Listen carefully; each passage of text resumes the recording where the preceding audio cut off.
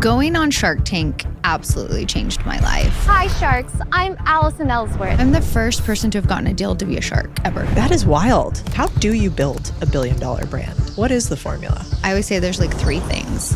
One is... Allison Ellsworth built a modern soda empire from scratch. From local farmers markets to a Shark Tank deal. Perhaps the most successful soft drink startups that America has ever seen. Poppy has over 3 billion views on TikTok. 1/3 of the platform has seen my face 7 times. Poppy was the fastest growing beverage in the history of beverage, basically. I didn't know that. As a brand, if you are not on TikTok, talking, posting multiple times a day, guess what that costs you is your time. Have you ever had a really big disagreement or something go really sideways? There was literally screaming, fighting, but I think that it brings good resolution to have those moments. I love the good and the bad. I know. Our mission at Poppy is to revolutionize soda for the next generation. I want it to be the soda my kids and grandkids know as soda. And the only way to do that is to get it into more hands. So what does it take to sell a company to Pepsi for $1.95 billion? Yeah, so especially in beverage, there's literally 3 people that can buy you, or you can go public. And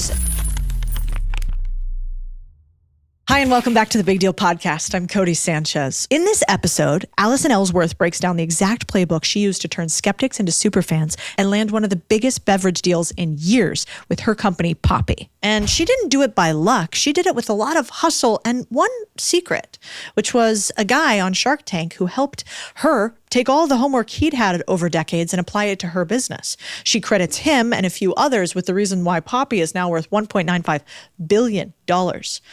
We're actually trying to do the same thing here at the Big Deal Podcast. Steal some of the best and brightest homework so that you guys can have mentors just like she did. If you've ever learned something on this podcast or you want us to be your mentors, subscribe on YouTube or Spotify. You are a big deal to us, and we want to make you a big deal. Let's start with Shark Tank. No real background in this. Definitely not a $2 billion company at that time. What was that like as a young woman? Yes, I watched every episode before I went on, and I wanted a deal, right? I think some people go on and they kind of just want to be on TV. Yeah, or get the marketing or something. Get the marketing. And then on top of that, I was 9 months pregnant, literally had the baby 2 weeks after. Oh, hell. Yeah. But I always was like, oh, this will make great TV if I go in labor on national TV. Spoken like a real entrepreneur. She's like, this would be perfect. Might go viral. But it was interesting. So got a deal, absolutely changed our life. I think it's amazing. And then, being the first person to have gotten a deal to then be a shark and sitting on both sides and seeing both sides of the curtain, I guess, was really cool. And so who did your deal and how much money did they give you? Yeah, so we did our deal back in 2018. Mm-hmm. It was with Rohan Oza. Mm-hmm. It was $400,000 for 20%. Oh my God, deal of a lifetime for this guy. It is, yeah. Dilutive, at least? Yeah, of course. I mean, we had 100% of the company at that time. Okay.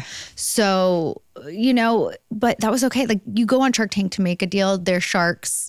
It is what it is. It's what you're getting into. Yeah. And at that time, kind of a crazy idea. You're like, the thing is soda. They're like, what? It's not an easy business. No, it was worse back then. What it was was it? apple cider vinegar drink. Which is what? Worse. Who wants to invest in that?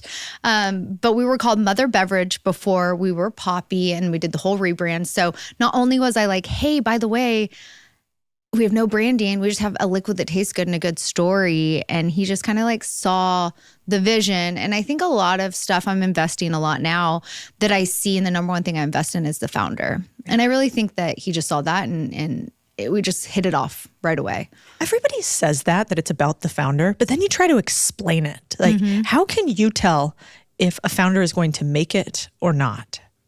So most founders don't like being told what to do, right? They're doing things different. They're paving their own path. And so when you go to a founder where I've been in their shoes, and I'm not here to take your money, I genuinely have a little bit of more sympathy for that. And I can relate to a founder that has vision, but is willing to take help. Because there's nothing worse than trying to work with someone that thinks they know everything.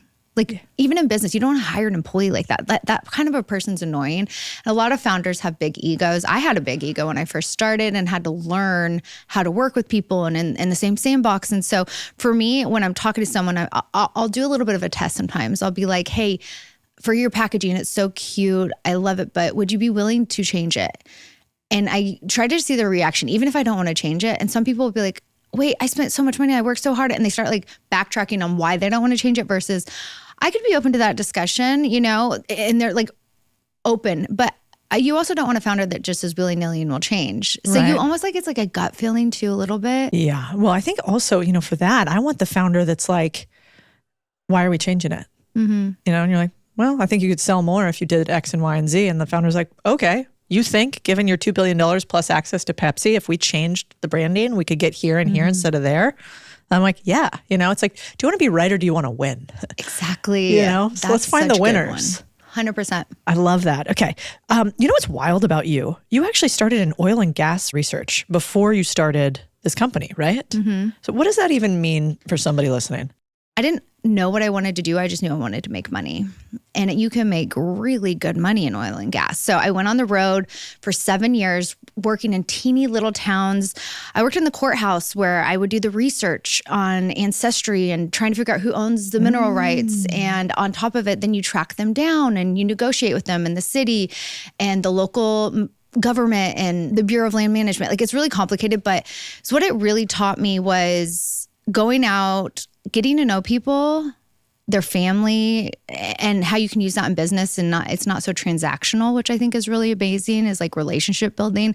And then dealing with government is not easy, right? To get things done. And so I think it was really well-rounded business, almost like better than college. Right? Oh yeah, I think the best business school is being in business. Shocking, literally.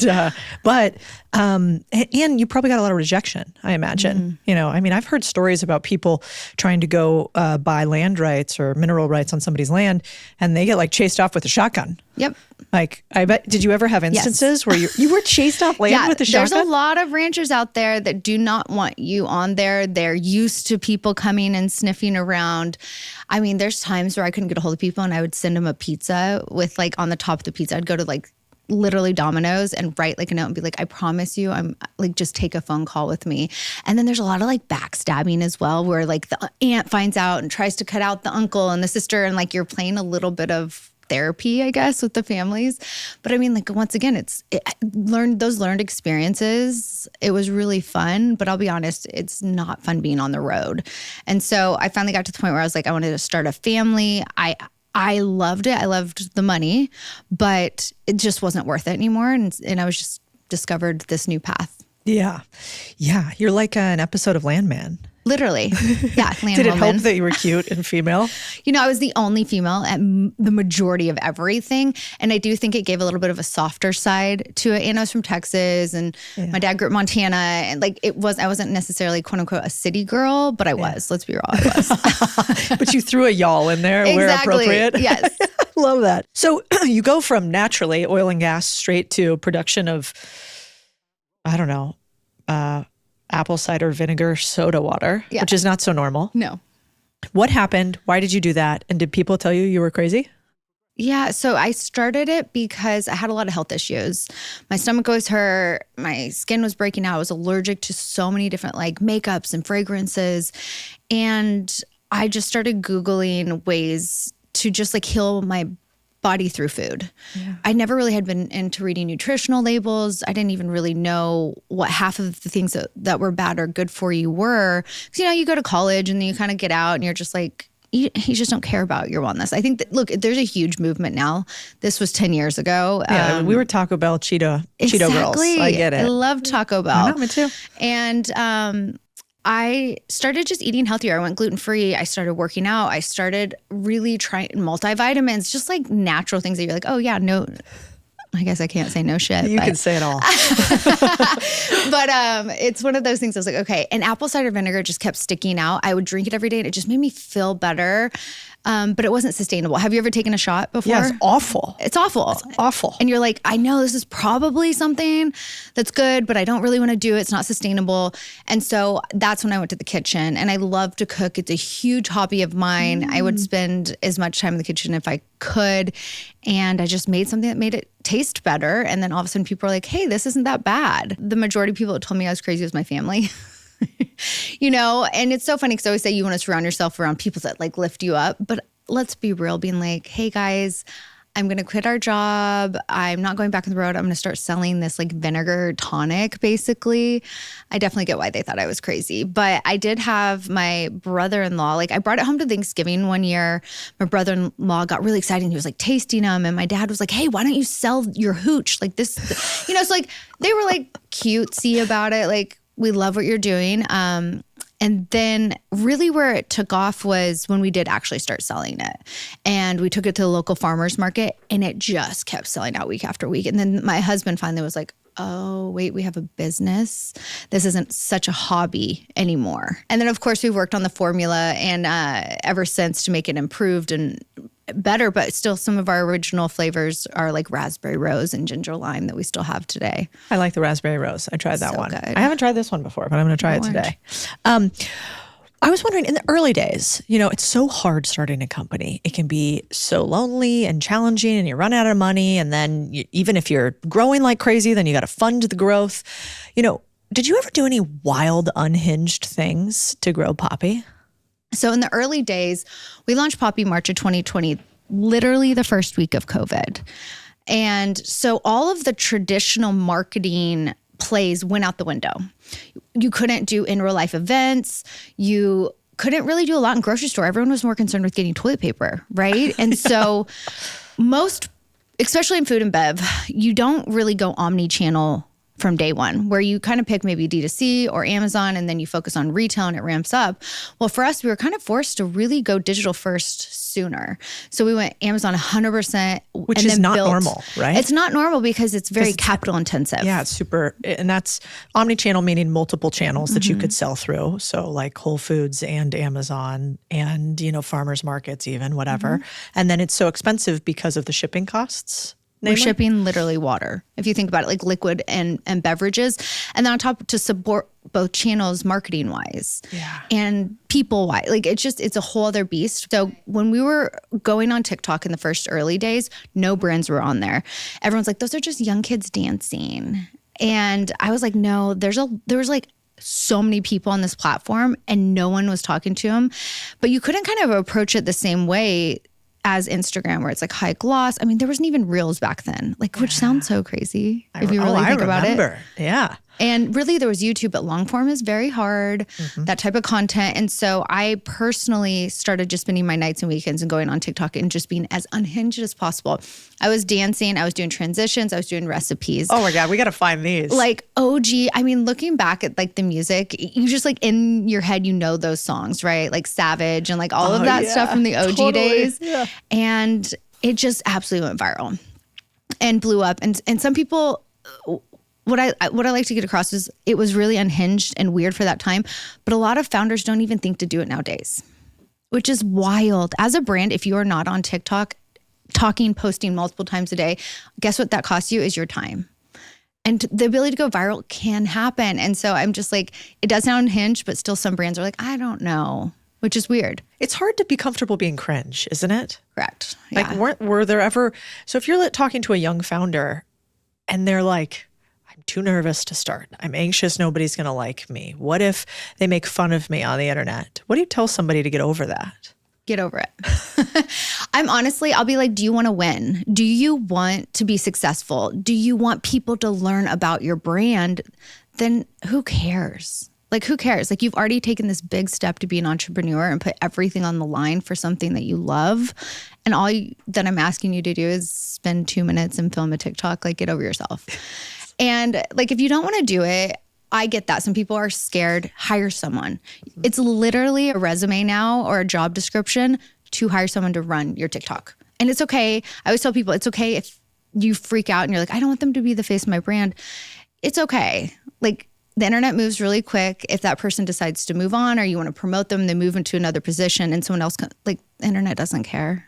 It's so true. It moves so fast. Fast. And just put some stats behind TikTok. Poppy has over 3 billion views on TikTok. 1/3 of the platform has seen my face 7 times. So like, it is like bananas how much we've gone hard within the paid and the organic piece of it. And then another really big unlock that not a lot of people talk about anymore, really on the marketing side, is linear TV. You might think, oh, what does that mean? So there's streaming, there's cable, there's like big format TV, right? So a lot of people, Hulu, and watch on Hulu or YouTube or like different channels, but like we do traditional TV as well. So the Grammys or The Bachelor, like we'll do ads in actual TV, which now most people stream it on Hulu as well. So it's kind of like, to your point, a little bit muddy, if that makes sense. But a lot of people look at TV as what only big brands do, and you can start testing streaming. But our goal at Poppy was always brand awareness. We are not a performance marketing company. And from day one, we never looked at an ROI.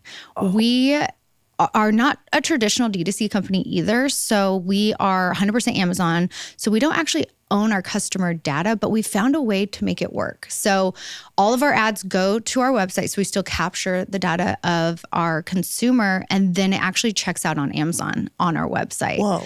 So it's very different. So like with the iOS update, with all of that stuff that everyone freaked out with a couple of years ago, it just didn't affect us because wasn't built into our marketing model. So it's always been brand awareness, brand awareness, brand awareness. And so TV was a really big unlock. We've done 2 Super Bowl ads, tripled our awareness overnight with that. Now we're into year 5. Brand awareness, like 50% of America knows Poppy. We're 1 in 4 households. So now we got to maybe change it up a little. Brand, like a lot of people know us. So now we're just now starting to like look at, okay, how do we do more mid-funnel ads and kind of start moving people down? But for the first 5 years was not a focus. That is wild. And so I think that's just, it's really hard to get that through to people, is to build your brand, build your story before you scale. You've built now a multi-billion-dollar brand, $1.95 billion acquisition by Pepsi. Yeah. How do you build a billion-dollar brand? What is the formula? One is you have to have a good product. You have to. I'm sorry, like people can say marketing and this, but no, we have a fantastic product that people love. Second thing is we are a culture first, creator first, community first, digital first brand. And then we have an incredible team. And a lot of people don't put a lot of weight onto having a high performing, strategic, incredible team. So we always say we have great people, process, and platform inside Poppy. So they see all this like cool stuff that we're doing, but we have a engine behind us with our team that a lot of people are slow to hire. When you're growing, Poppy was the fastest growing beverage in the history of beverage, basically. I didn't know that. Yeah. So it's just, we were growing so fast. So even people that were working for us had been in the food and bev for like 30 years. And they were like, I've never seen anything like this. Even Rohan, right? So it was a lot of learning together, building our own playbook and doing things differently. And you have to have a really collaborative team to be uncomfortable to do that. How do you tell if somebody is a high performer or not and a good fit for your team? Culturally at Poppy, one key thing we always found with like hiring people is at first we'd be like, resume, it's amazing. Look at all of your experience. No, it is hard work. And not like long hours, like burnout hard work, but just hard worker. You show up, you're engaged, and you know what? We can teach people stuff, but I will take a hard worker that's willing to learn and like really go getter over someone that has 20 years of experience. And then I think if you can find someone that can do both, like we always call that's a unicorn. Yeah. Someone that has like crazy experience, willing to do stuff disruptively, and like a hard worker, like it's really hard to find. So if we had to rapid fire and you had to choose between IQ versus curiosity. Oh, curiosity. Creativity versus academic background. Creativity. Great resume versus willing to be up early, stay late. Early, stay late, street smarts. Wild, huh? Because I think everybody thinks the opposite. They're like, they went to Harvard, must be easy. Mm-hmm. I always joke about, we got to wash the Harvard off you. Because you got told you were too smart. Good. I was a C student in college, and I built my business to be a $2 billion business, right? Not alone, with my team, but to your point, I'm like street smarts, I'm creative, I think different, and it's such a good recipe, though. You do have to pair it. Like, you got to have some data. You need some nerds. You need a good finance team. You need a good operations team. So, I think it's just to be disruptive, you need that. And then if you can find a way to pair it with some traditional, it's pretty special. What do you think about business plans? Should every founder have one? You know, I used to hate them. I used to hate agendas and AOPs and planning. And then once we got to the point where we went through a full year of planning, I was like, oh, wait, that is kind of fun. And I never thought I would say that, especially for me, because I think you don't like change as an entrepreneur. But when you start planning stuff for 2026 now, and we're doing like cool launches and innovation, we know what we're doing next summer, you can really do some really disruptive things. So something that we do at Poppy is we 80% plan, and then we leave 20% for crazy or unplanned. And I'll give you an example. We knew we were going to run linear TV. We tested a piece of creative in November of, I think it was 23. It did really well. We put it at the Bachelor of the Grammys, some big premium placement. And the creative was just so good. It was anthemic. It was putting our stake in the ground that we are soda for the next generation. And I was like, this is a Super Bowl. The whole board was like, this is a Super Bowl ad. Well, we couldn't find a Super Bowl. It was sold out. I finally found one like the Wednesday before the Super Bowl. We ended up buying the Super Bowl ad like the week of the Super Bowl. Oh. So like we knew we had something good. We knew we were doing TV, our creative, we filmed it, we had production. It was amazing. But like Super Bowl was not in the plan. And that's an expensive gamble. Right. Yeah. But that's how we just like, we're very optimistic, and we could just like grab something that was like cultural moment. It was good. We just knew in our guts, and it's hard for big businesses to do that. And I feel like still to this day, we're doing that at Poppy, even within the Pepsi system. What does a Super Bowl ad cost you? You know, you can Google it. I'm not supposed to say. Oh yeah, that tracks. You're actually not allowed to, right? Yeah, you're not supposed to say literally, but it's all just ChatGPT it. Yeah, it's probably a lot. And it's all over the internet. But you didn't hear it here. Well, just kidding. We'll link it. I'll find that shit out for you. Exactly. You say it, not me. Yeah, exactly. David, find it out. And then tell me when you find it. Buying a Main Street business can change your life. Instead of starting from scratch, you can acquire a company that already has customers, cash flow, and a team in place. But here's the catch. Most people can't afford to pay cash for a business. That's where smart financing comes in. And let me tell you, this is where the game changes. Why spend years grinding from zero when you could skip the guesswork, acquire businesses that are already profitable, and scale them up? With SoFi's small business loan marketplace, you can get connected with SBA providers and other financing options to get the capital you need. That's the leverage, baby. There's no hit to your credit score just for searching in the SoFi marketplace. And if you're approved, you can have funding in your account as soon as the same day you're approved, which is wild, right? It's not about chasing the unicorn. It's about real cash flow, proven systems, and loyal customers from day one. And that's what Owner Nation is all about. So if you're in, head to sofi.com/Codie and see what's possible. Okay, so how about this? Is it true that you raised $50 million for your company or something like that? It's a lot more. Wow. Okay. Yeah, obviously by now. Yeah. So I guess my question is about, so you've raised more than $50 million for your company. We'll leave it at that. There's so many people listening that like, they have what I call a first wallet problem, which is like, they almost can't think beyond their wallet. So they're like, I have $1,000, so I could only start a company with $1,000. And I think there are a lot of limiting beliefs people have about getting other people's money. One, they think that sounds scammy. Like, how could you get other people's money? What do you mean? Two, it's like, oh, that's only for rich people. Three, it's like, well, I don't know that I could do it because I've never given somebody money. So how could somebody else? It's all these first wallet problems. How do you pitch someone to get them to give you their money? You know, I think it's a few things. You actually have to have a business plan. A lot of people do not want to invest in an idea. Mm-hmm. And you have to also know where that money is going. There's nothing more that irks me when someone says, I want you to invest in my brand. I'm like, what are you going to use it for? And they can't answer that question. Yeah. You know, look, I'm open to all sorts of things. I've had people say, I want to clean up my cap table. I want to invest it in marketing and people and headcount. POs coming in. Look, there's not necessarily a wrong answer. You just kind of need to know. And then once you like dig in, you want to do your DD on the due diligence, but like you actually have to like know what you're talking about, know the numbers. And that was a big thing going on being a shark this time that I learned. There's a lot of entrepreneurs that came in and they didn't know where their money was. And I'm like, you're going to go on a national TV show and not know where the $700,000 lives on your P&L? Like, know your stuff. And if you don't know it, hire someone, do a fractional, like be scrappy, figure it out. And I think if you can do that and you can sell, then comes the dream, sell the dream, but you kind of have to, unfortunately, have a business plan. Yeah. So what did it sound like when you first pitched Poppy and you got people to invest in you? What was your pitch? Did you have a 30-seconder? Yeah. So, hey, sharks. No. We had done about $500,000 in revenue.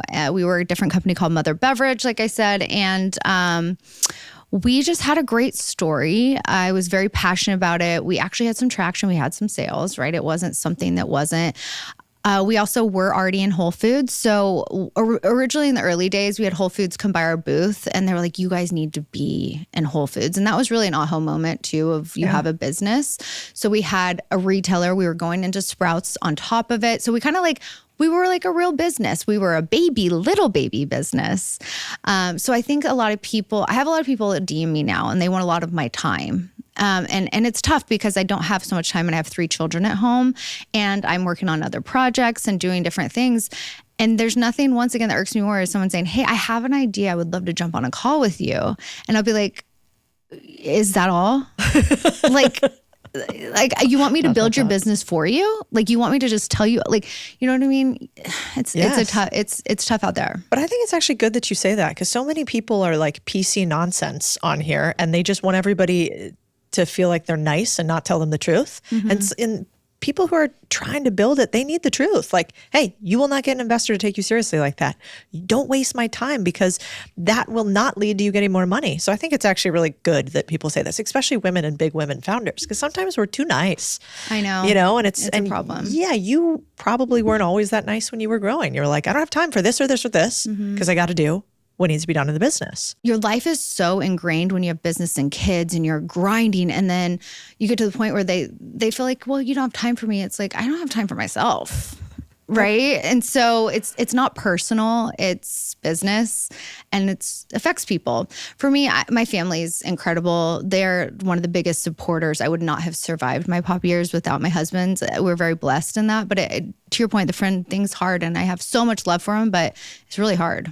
You work with your husband. I do too. So hats off to you. I'm a big fan of like family business. I don't know who talked us out of the idea that family business was always bad. But how important is your partner to you? Like how important is it the person that you choose as your husband or your spouse? Yeah, I mean, I think it's more important than they say, like you get into marriage with business leaders or investors and stuff. But if you don't have like that core, I don't know, like healthy marriage at home, like if your home life's a mess, then like you're not going to show up right and be able to be successful. And it's interesting because me and my husband started this together. I get all the recognition for Poppy, right? And so to even have a strong man to allow to live in that situation, I will say, we've talked about it and he's like, yeah, it'd be nice if I had more recognition, but like we're having success and we're building something that's going to last for generations. Like it's a true partnership and we know we're working towards the same goal has been really core to our success. But I'll be honest, now that we're on the other side of it, and we're doing kind of like our own thing. This is the first time ever we haven't worked together like day in, day out. And so it's been an interesting, like, how do we do this? Like, where are you going? How, like, I usually like am sitting next to him in the office or doing something. So it's like a whole new wave and it's actually kind of fun, exciting. We're finding hobbies. It's like this whole new world of what I think probably marriage should have been, not like so crazy, like every date night at Poppy. So I just think it's so important. And then to find someone that lifts you up and like understands your values, because I am a very successful woman and a lot that can bother a lot of men. Right. And he's just supported me through that. I don't know. Would you say you guys have similar values? Yeah. I mean, I think I got lucky. He's a former Navy SEAL. So he never really cared that much about money. He was like, we weren't even playing the same game. There was no competition between the two of us because he really cared about service. That's still really important to him. Yes. He cares about like, really, am I doing something that matters? That's super important to him. He needs to feel like needed and respected. And I like the game of business. So I was like, no, I want to build something big. And like, who cares if they respect me? I want to do, And so the two of us together, I think that worked well. But if it wasn't for him, I do think it would have been really hard to build alone. I wouldn't be, like Poppy would not be here today if like we hadn't done it together. Hands down, I could not have done it alone. It's just, yeah, it's tough. And that's why we say like, it might not be your husband in business, but having a co-founder is special. And even if they're not a co-founder, just like the first 2 employees, like whatever it is, that community, keeps you sane. Buddy system. I like it. Do you think that you can become a really successful billion-dollar CEO and still have all the same friends, do all the same things you did previously, have work-life balance? Is that possible? No. And I think people need to hear that. And I think people also need to hear it's okay if you're a workaholic if you love it. I think women get that a lot too. Is like, well, why don't you want to be home more and do all this and like have a spa day and do those things? It's like, because I would rather be at work. And that's okay. It's when it's burnt out, you don't like it and you don't love it, you should take a break and you should take care of yourself. That's not what I'm saying. But there's this stigma of you should have balance, but like, I don't want balance. I thrive in chaos. I'm obsessed without balance, right? And that's okay. And I don't think a lot of people talk about that. It's as long as you're mentally okay. I'm not saying don't take care of yourself. I don't know. How do you act with that type of thing? The same. Somebody at my trainer this morning asked me, like, what are your hobbies? I was like, that's funny. Hobbies? Yeah. I don't have time for hobbies right now. Yeah. I got a hobby and it's called the business. Yeah. And I hobby it all day from like 6 to 9, like that's about what we do. And you love it. And I'm thrilled. Yeah, I wouldn't do it if I, I mean, there are parts of every day I don't like, if I'm super honest. Yeah, there's at least some part of every day that I'm like, fuck my life, this is really hard. But there's more of the day that I really like. And so I can't imagine doing anything else. And I find it totally uninteresting, if I'm honest. Yeah. So that means you still love it. Yeah. Because now I'm on the other side where we've transitioned to advisors on Poppy. I'm still heavily involved in the creative and marketing, but I picked up golf and I'm obsessed. But that's a 180. It's a 180, but it's almost like I'm taking lessons 3 times a week. And it's a hobby I can do with my husband, which we've never had hobbies together because Poppy was our hobby to a point. So it's interesting now being on the other side, but I'm almost just as intense with this and like want to get it perfect. It's not like, let's go play golf. You're breaking golf clubs. Everything I do. Yeah, everything I do is a little bit intense. Yeah, I like that. You know what else I think is really interesting about you? It seems like you never gave up your feminine look, your long hair, great makeup. Do you think that women need to change the way they look to be taken seriously? It's interesting. Look, I've always loved to be a girly girl. I grew up like dancing and with makeup, and it's so funny. I just never thought I had to change, I guess, to your point. I don't think so. I think especially now within tech and beverage and CPG, like showing up even in sweatpants, like I'm okay with that if my employees are at work in sweatpants. Because like, who cares? If they're working and they're performing, let them be them. There's many a time I've gone to a board meeting in sweatpants or in a suit, right? It's like however I felt that day, that was like my personality.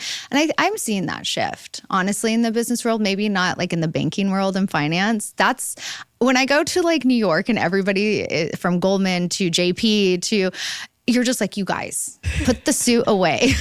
Dude, I fell into that too. I cut my hair super short when I started in banking, and I have really thick hair, so I just look like a mushroom. I mean, it was horrifying for everybody involved. God. Yeah, put a picture up on the, no. It's probably out there somewhere. But I think I really felt like this is what a businesswoman looks like. And now I'm not so sure that being attractive is not actually really an unfair advantage too. Right. And being feminine is actually kind of an unfair advantage because not a lot of billion-dollar CPG founders look like you. You should do you. And it's what I feel comfortable in. You know what I mean? Like totally. I like it. Yeah. And it's the beauty of being a founder too. You can kind of do whatever the fuck you want. The best part. Literally the best part. Is it also true, I was reading, I don't know, on your website or somewhere, that you got Post Malone, Hailey Bieber, Kylie Jenner, Billie Eilish, Russell Westbrook, I actually don't know who that is, J-Lo, Olivia Munn, to either invest or partner with you? So it's interesting. Yes and no. So we are what we call is like celebrities' favorite soda, culture's favorite soda, college's favorite soda. Like we really ingrained into like culture, music, lifestyle. We're really good at that. And so we have a really big motto at Poppy is we have unlimited samples. We send out 300,000 packages a year, like crazy amount of samples. Like that number is probably even higher now. And so our secret to success was keeping all of these celebrities stocked up. And I would say for 2 years, we stocked up Kylie Jenner, Stassi, her friend, all this stuff. And then it organically showed up one day in her TikToks. And it just organically started becoming part of their lives. Same thing with like Haley. We stalked with no, like, we didn't ever ask for them to post, do anything. And then it organically, she got papped with it all over LA, right? So I think a lot of people are like, well, they don't want to invest in that because they don't see the ROI. It's a longer burn ROI on it. And it's just like hoping and praying. Now, someone like J-Lo, love J-Lo, found out she was a big fan. We reached out. We did end up working with her. And then with Post Malone, same. He was like on a couple of podcasts just talking about how he had to give up soda because it was so bad for him. And I found out it was because he had discovered Poppy. So we organically did a partnership with them. So it's this thing where it's like a combination where we show up. I mean, like Pedro Pascal is like papped with Poppy. Like it's crazy. It's just so, it still like blows my mind every day. That is out of control. I mean, he is like sort of the it guy now too. So does this mean that you go hang out with all of them? I wish. I will say I've become good friends with Olivia Munn. She was like one of our OG. Her. She's the sweetie. She has kids. We have kids around the same age. And she was like one of our first. She is best friends with Rohan's right hand, Stevie, and they became friends. And she invested really early, like one of the first. And she was such a good partner. She posted us. She got papped with it. She organically just like loved it. And so, you know, when you get like a good partnership like that, you do kind of get close to them, which is fun. Yeah. Well, you're in the kind of the trenches of business together, which is tough. What does get papped mean? Does that mean paparazzi? Yeah. I'm so not cool. That's so funny. How about, let's talk about the other side. Like, have you ever had a really big disagreement or investor meeting or something go really sideways in your meeting? My dad calls them like your head in the hands in the middle of the night, no idea what to do next moments. You know, I think it's so funny. There's a lot of that, and I wish I would have journaled, I swear, where there was literally screaming, fighting, not knowing. But I think that it brings good resolution to have those moments. And, you know, one that I can kind of think of is our cans are actually direct printed, right? So they look like a regular can, they're printed. But when you start out in the early days, you do sleeved cans. Oh, yeah. And they're very expensive, but they're really pretty and they pop on the shelf, right? And so there was a while where we were like fighting over, should we move to direct print because it might not be colorful? It was like this whole thing. We didn't make time for it. It was like, so like, it was just like dramatic. And then we finally made the switch and it saved us like $17 million that year. Whoa. Like, because the sleeve cans are more expensive.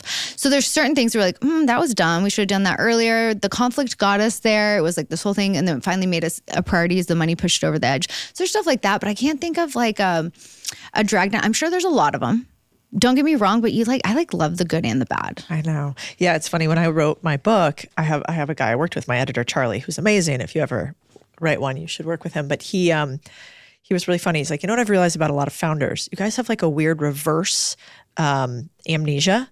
It's so true. And you do not actually, I literally was like, Charlie, I know that there's been times where I've been stolen from, lied to, cheated, Yeah. I literally cannot remember. So he would have to prime me with all of these, which maybe is like childbirth or something. They say It's you can't 100%. remember. Yeah, I was literally going to liken it to that. It's, you have it and you're like, I'll never do that again. And then you find yourself pregnant in a year. But I'm like, I don't know if I could do it again. But it's the same thing where people are like, are you going to start another company? I'm like, I absolutely could do it again. And they're like, but you just came off that and it's you just get the bug. Yeah.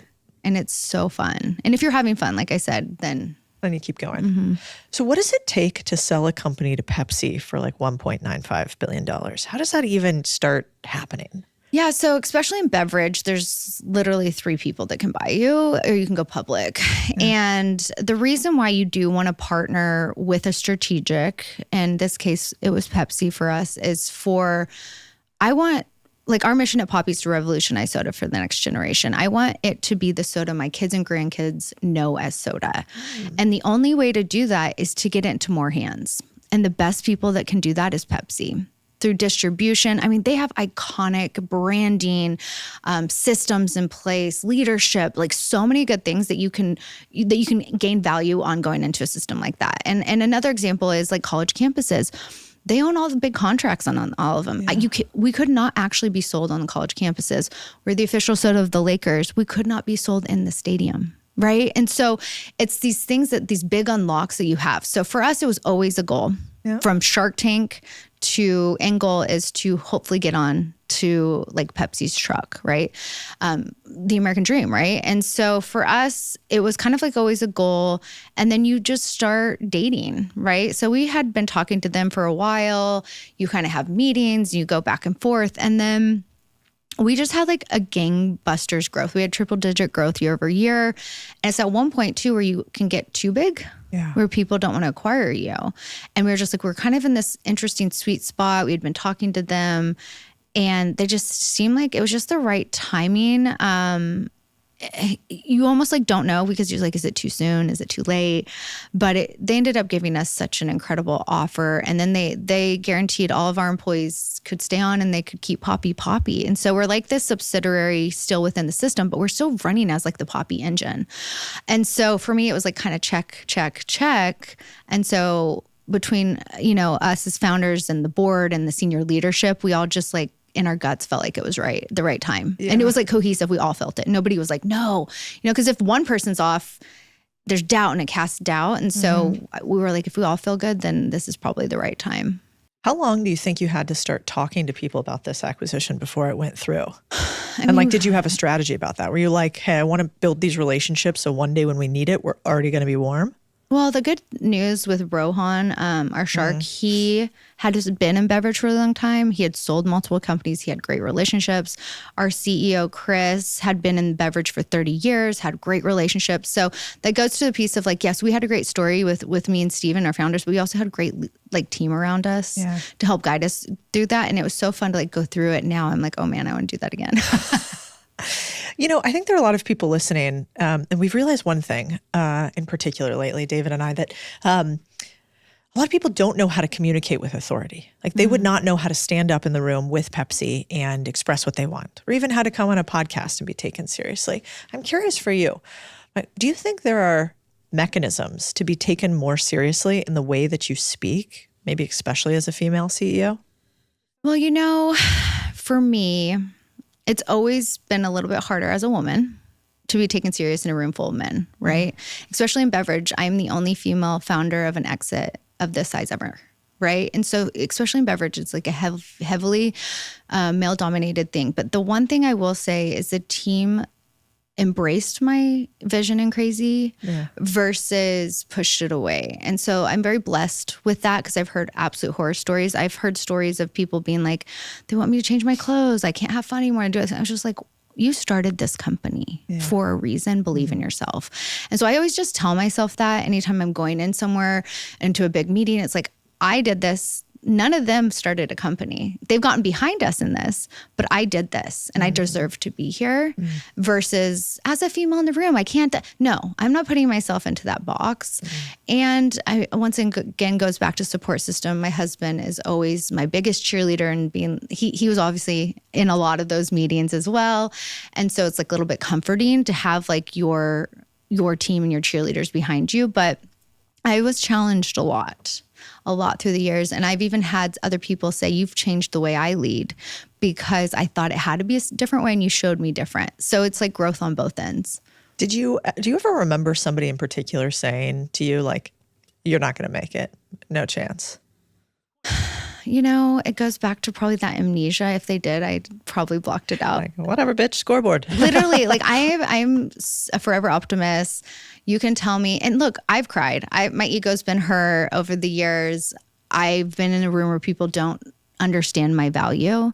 And that's honestly harder, is when people don't recognize your value when you're doing amazing things and they're bringing you down because you're shining.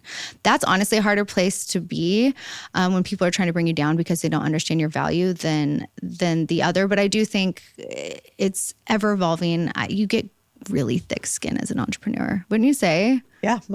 Yeah. Now I kind of giggle. Yeah. I'm like, put that other chip on the shoulder there. Got a few of them, light them up, And, I think a lot of people don't get help as entrepreneurs. So yes, I know people talk about like mental health and therapy, but what was more successful for me was a business coach. Yeah. That's a great, I totally agree. Like tactical as opposed to let's go back to your trauma when you were 2. Exactly. And it was like, okay, here's your problem. How are we going to win? And it's such a better mindset for me as an entrepreneur to your point, and then looking back on my childhood, I was like, I forgot about that. Like, I'm on to the next. You know, I always say, like, reach out, find someone that can help you, get a business coach, talk to people, build on that. And like, it's okay to get help too. Half the time, a lot of people think you have to hold it in and do it all yourself. Sometimes it's hard to stop because it's go, go, go. Oh my God, I'm so excited. Our annual event, MSOW's, come out. This event just hits different. It sells out every year. It is in person. There's a couple hundred of us that all get together. So make sure you get your ticket now if you want to. What is this event about? Well, if you want to hang out with like billionaires, if you want to hang out with millionaires, but also plumbers and secret agents, and also some of the biggest names in government and policy today, you're going to want to be here. Let me tell you some of my favorite little comments about this event. My friend Sam Parr says, this event is legit. We had a spy, a billionaire, and a hedge fund manager hanging out with a plumber. What? Another one, Nick Huber said, honestly, it's too good. You need to raise the price to this thing. No, I will not, Nick. Pace says, whatever you do, don't come if you don't want to meet Navy SEALs, buy businesses, make more money, or hang out with fellow psychopath owners. MSOW's is my favorite event because we break things down live. We do workshops to figure out business buying, but we're also going to hear from, like, I don't know, if you're into billionaires like Joe Lonsdale, maybe you want to hear from like a special surprise guest I can't even tell you about. And you also want to hear, like, how do you buy your first garbage truck and turn it into $1 million a year? That's Spencer who will teach you that. Anyway, tickets are out right now. You're going to want to get them. It's in Austin, Texas. It is going to be so legit. I can't wait to meet all of you guys there. All right, see you at MSOW's. Oh, it stands for Main Street over Wall Street, by the way. It's not like sows or cows or anything. It's about Main Street over Wall Street. Dates, November 2nd through 4th. And just so you know, due to personal reasons, we're going to be turning it up a fucking notch this year. What would you tell somebody who's in a room where they're not being valued or respected? How do you flip the switch on that? Okay, one of the hardest things to do is to walk away and let them figure it out without you. So in that moment, it is not going to serve you to be angry, to lash out, to speak your mind, because they're not listening to you already in the first place. So something that was a really hard lesson that I've had to learn in my career is, okay, well, if you don't love my value, then do it yourself. One of two things are going to happen. They're going to succeed without you. And if it's your business, in the end, that's a good thing, right? That means you were probably holding on. Or two, they're going to understand that value and ask you to come back and help. But they're like, you getting angry, you freaking out, making a scene, letting your ego get in the way. Now, there's also opportunity later on to have a one-on-one and have a conversation outside the room. If it really is bothering you and something was said and you're like, that was really disrespectful, don't do it in the front of everyone. Have a one-on-one, because then half the time they'll probably realize it, have a normal conversation, and it'll get fixed. But a lot of people want to like school someone in person. It's like, that's not a good look either. Yeah. So what does that sound like? So afterwards, if you feel like you've been disrespected and you want to circle around and have a conversation to fix that, what do you say? I mean, you're literally, be real. Tell them how you feel, you know, in a respectful, kind, calm thing, right? Like, hey, you literally shot down my idea in front of the entire team. I would really appreciate if you didn't do that, because half of the stuff that we're doing in this brainstorm, for example, is throwing crazy ideas out. And that's part of this process. And you doing that undermined me in front of the team. It also, you can see it on people's faces when they don't see your value, like the teammates. Like, I've had people say stuff and you can sign to see them like it's uncomfortable. Yeah. And so, hey, like, let's just, you know, work on that. And like, how do you feel about it? Right? Like, hear their side of it too. So I think people don't like conflict. They don't like talking about things. And honestly, if you're going to be a good leader and a business man or woman, you have to be able to hit conflict as it happens, not 2 weeks later because it manifests. So true. Like, focus less on exactly what you say and just go say the thing. Mm-hmm. And then you'll get more used to it. And those repetitions will lead to like better rhyming as you continue to get reps. Yeah. And I think with value, it's so funny because you usually move through stages of you're angry, you're sad, and then to me, then you need to move to building to fix it, right? So it's like a normal emotion people go through. And it's like, okay, now I always want to kind of get to that third stage really quick. I'm like, okay, you pissed me off. You hurt my feelings, but now how are we going to fix it and like go to problem solving? Yeah. It's really hard for people to do that though, to get into that space, because staying in that angry and hurt phase, sometimes it feels better. And it's very easy to just go around and sort of continue to tell that story to everybody too. Guess what happened to me? I'm a victim. I totally get that. What about What, do you use different self-talk? Like, do you say words to yourself like, I'm stressed, I'm anxious, I'm this? What does the voice in your head sound like as a billion-dollar founder? I'm tired. I'm tired. I have 3 boys. I have a problem. I don't say no to anything. Oh. And I don't take time for myself to just do anything. So for me, it's mostly I'm tired, but it's always I can do it. And I rarely say I don't get anxiety like hardcore. I'm sure I probably do, but it's not, everyone has it, right? Yeah. So I'm not saying I'm not, but I do wish I could sleep better. I was tired. Like you're just going to be tired. Like I don't know how to explain it. And so like even tonight I'm like, I'm going to go home.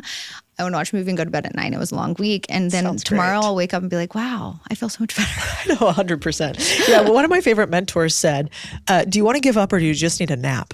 And I was like, I need a fucking nap. You're right. I'm Literally. sorry. That's such good advice. Yeah. Sleep is a beautiful thing that can just make you feel better. And it's so crazy. It's so simple. But I love it when people are like, give me the recipe to that. And I'm just like, get some sleep. Yeah, it's so true. Yeah, I was at church the other weekend and the pastor had such a good saying. He was like, sometimes it's really hard. They're kind of these young guys. They're here. It's called Red Rocks. Have you ever heard of it? No. We go to Austin Ridge Bible. Oh, okay. I've gone there too, which I love also. Yeah. I like this Red Rocks crew because it's in a movie theater, a converted movie theater. Ooh, they're like 4, maybe sub 33-year-old guys, super young families. And they're just building a church for the first time ever. You're watching them do it live. And I love something about like that young hustle. I just respect the hell out of it. So anyway, sometimes I went to church that day and he said this line that was so good. He's like, well, there's the guy who's sort of the head pastor, then this one that was speaking. And he's like, it's hard. So sometimes, even though we have this big mission and I have all this faith, I want to give up. And he's like, there's been many a night where I've called the head pastor and said, you know what? I just can't do this anymore. I'm sorry, I quit. And his response is so good. And he's had to say it to me a few times, which is, no problem. Quit tonight. I'll see you tomorrow morning. That is so good. Isn't that good? Yeah. It's like, just get some sleep. Just get some sleep. Come back. And so I'm totally going to use that because I do think sometimes we talk ourselves into all of the work nonstop and we think about how hard something will be instead of how great it'll be when we hit it. And that's really an easy way to talk yourself out of all the things you want in life. And time will really help. If something's like really hard, to your point, like put it aside, give it some time and then revisit it. And it usually isn't as hard. Yeah. At the end of the day. It's so true. So what about if you had to pick sort of, you're looking at all these new young yous potentially at Shark Tank and you're looking across their skill set and you're like, all right, I know that the best entrepreneurs, they need 3 skills. Like what are the top 3 skills that every good entrepreneur needs? I mean, hustle, of course. Willing to learn, grow, and partner. So it's that collaboration. And then doing it, at least at the beginning, that they love the passion.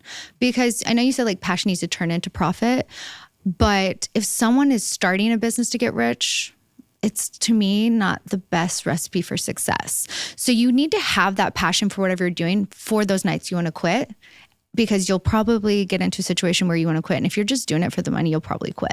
Yeah, it's a good point. Do you think you could be just as passionate about any business now that you've run Poppy? Like, are you just passionate about the game of business or are you passionate about soda? I wish I didn't know as much as I know now. Right? Because back then I had no fear. I didn't know anything about beverage. I mean, beverage is a beast. You're literally shipping water. Yeah. And it's a very capital intensive category. So for me, it's like, yes, if I'm looking at it, right, beauty has really great high margins. Supplements have high margins, right?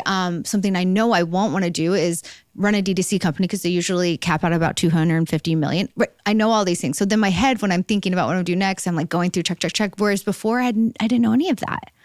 And so yes, but now with the knowledge, I think passion is almost key because I don't want to, I don't, it doesn't sound bad. I don't need the money. Yeah. No, it doesn't sound bad anymore. At all, girl. You earned that. I mean, look, I love to make money. I want to continue to grow. I want to do a business. It's those things, but it's like, I need to find something I'm passionate about to then willing of my time, right? Because I sacrificed 10 years of my life. It turned out incredible for Poppy. And you wouldn't even call it sacrifice, but I worked hard.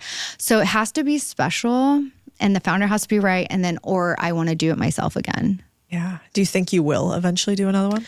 I think so. It's pretty new and I'm still pretty invested in Poppy and my time. And, I really want to see the success and it be successful in the Pepsi system. So it's hard. I haven't quite let go of that. And I think once I finally get it to where my baby's at college and it's good and she's moved in and she's like working on her own, I think that it will be, but I do think I have another one in me. Yeah. I mean, it's actually pretty wild how fast that thing has grown with how young you are, too. I know. Like that is definitely not normal.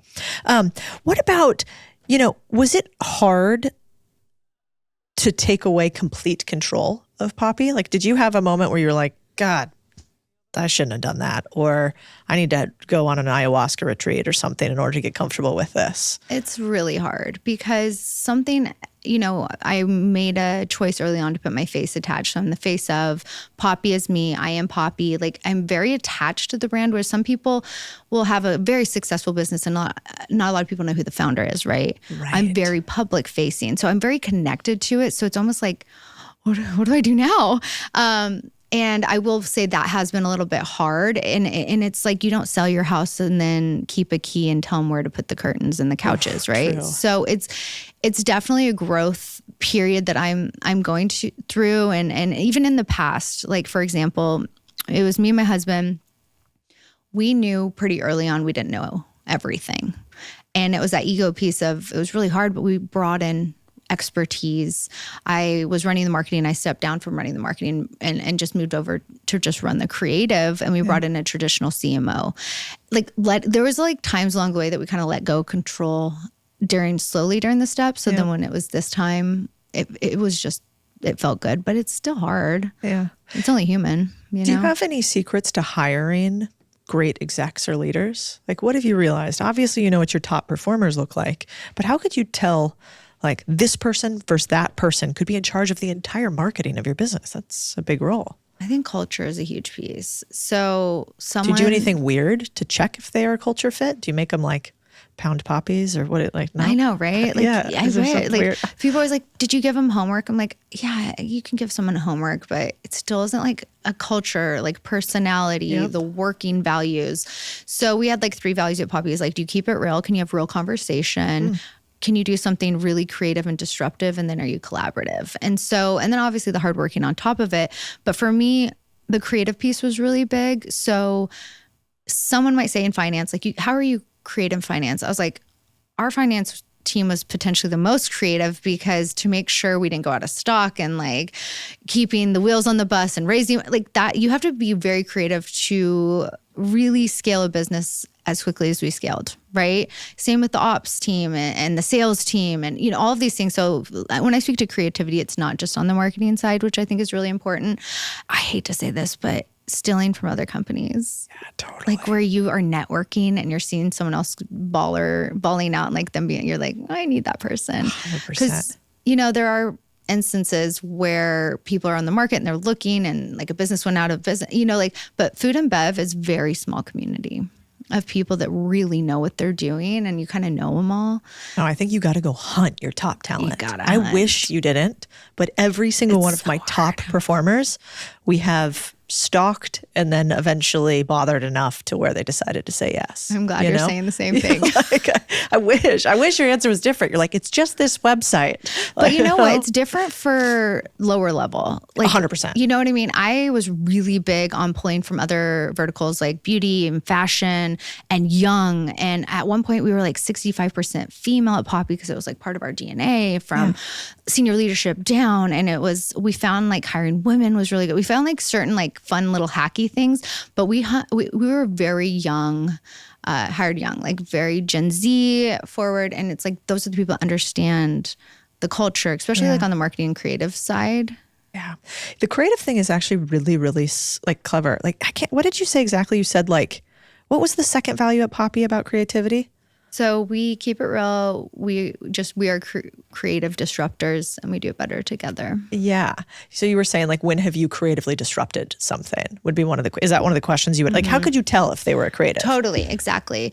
And it's so funny. It's the simplest thing. Awesome. What brands do you think are cool and creative and doing something disruptive right now? Yeah. And if they can't name a single one or they say no offense, Gap just did that really cool campaign. So I can't even say Gap right now, but Yeah. like A6 or something, you know? And I'm like, You're like, you Costco's probably killing don't. it. You're like, Yeah. what? Okay. Yeah, it's something like that. So you can really read a lot when people don't understand, but then it does a finance person or an ops person need to do that, right? But you'll be a better culture fit if you can actually, like my daughter's obsessed with. It doesn't have to be something you're obsessed with. Be like, so-and-so, right? Like understanding like that piece was really interesting. And then like it's the network piece of, and the best people are the best people. And then Poppy people wanted to work there. Yeah. So we would put an application up and we would get like 10,000, 20,000 applications. It was very overwhelming. So I'm sure we brought recruiting in-house. Yep. We have, I think, 2 to 3 full-time recruiters, depending on the vertical. And then the one piece that's really hard to recruit for is the creative side. Yeah, it's so hard. It's really hard because most people get into like creative worlds, like a graphic designer or creative directors, and they want to be creative. They don't want to manage people. And so, and do you really want them managing people, right? And so you once again have to find those unicorns that can do both. And I feel like we have a killer team that can do both, but it's a lot harder to find. But I accidentally almost snuck into your office that time when I was telling you about with the leasing, because the door was open, when you come off the elevator or whatever. And what I loved multiple things, but I loved that it looks like your cans. Mm-hmm. And you even have like a component of it, like the bright colors, the shiny, like it's just, the whole thing is, it all matches. And so I can see how like deep your culture must run because when other people repeat your words back to you, when your like headquarters also matches what it looks like online, I don't think people realize how hard that is. And to do it in a way that's not a caricature, right? Exactly. Yeah, building a brand is really hard. It's easy to have a product, it's easy to have a business, but creating like a movement is really hard. And so honestly, with me transitioning out, that and what you're saying makes me sleep at night because of the incredible team, and they get it and they know the brand and they know culture and they're proud of Poppy, right? So like that makes me like sleep better. But I will say it just was fun. Like we were just like a fun place. We grew quick. We were like a family. We were a business, and brand first always. And I always say like create, like know who you are before you launch a brand. Like do the work, understand your consumer. What are you saying? Who are you speaking to? Who's your creative consumer? Who actually drinks Poppy? Like we did a ton of brand work and brand house and who's our muse and all of those different things we worked really hard on. So we knew who we were before we scaled. Whereas a lot of people scale, they have a business and then you try to create a brand. It's a lot harder. It's so hard. And then to build a community once you're big, like it's just really hard. So we just kind of built community and brand from the beginning. It's so good. I mean, I'm obsessed with this idea of, I was listening to Elon Musk the other day talk about showmanship is salesmanship. And I loved that line because it is like everything is kind of show business. It's all like, we call it magic moments here, but how can we have every single person who interacts with us feel like there's some little moment of magic? Not everything is, right? But like some moment where they're like, this is unexpected.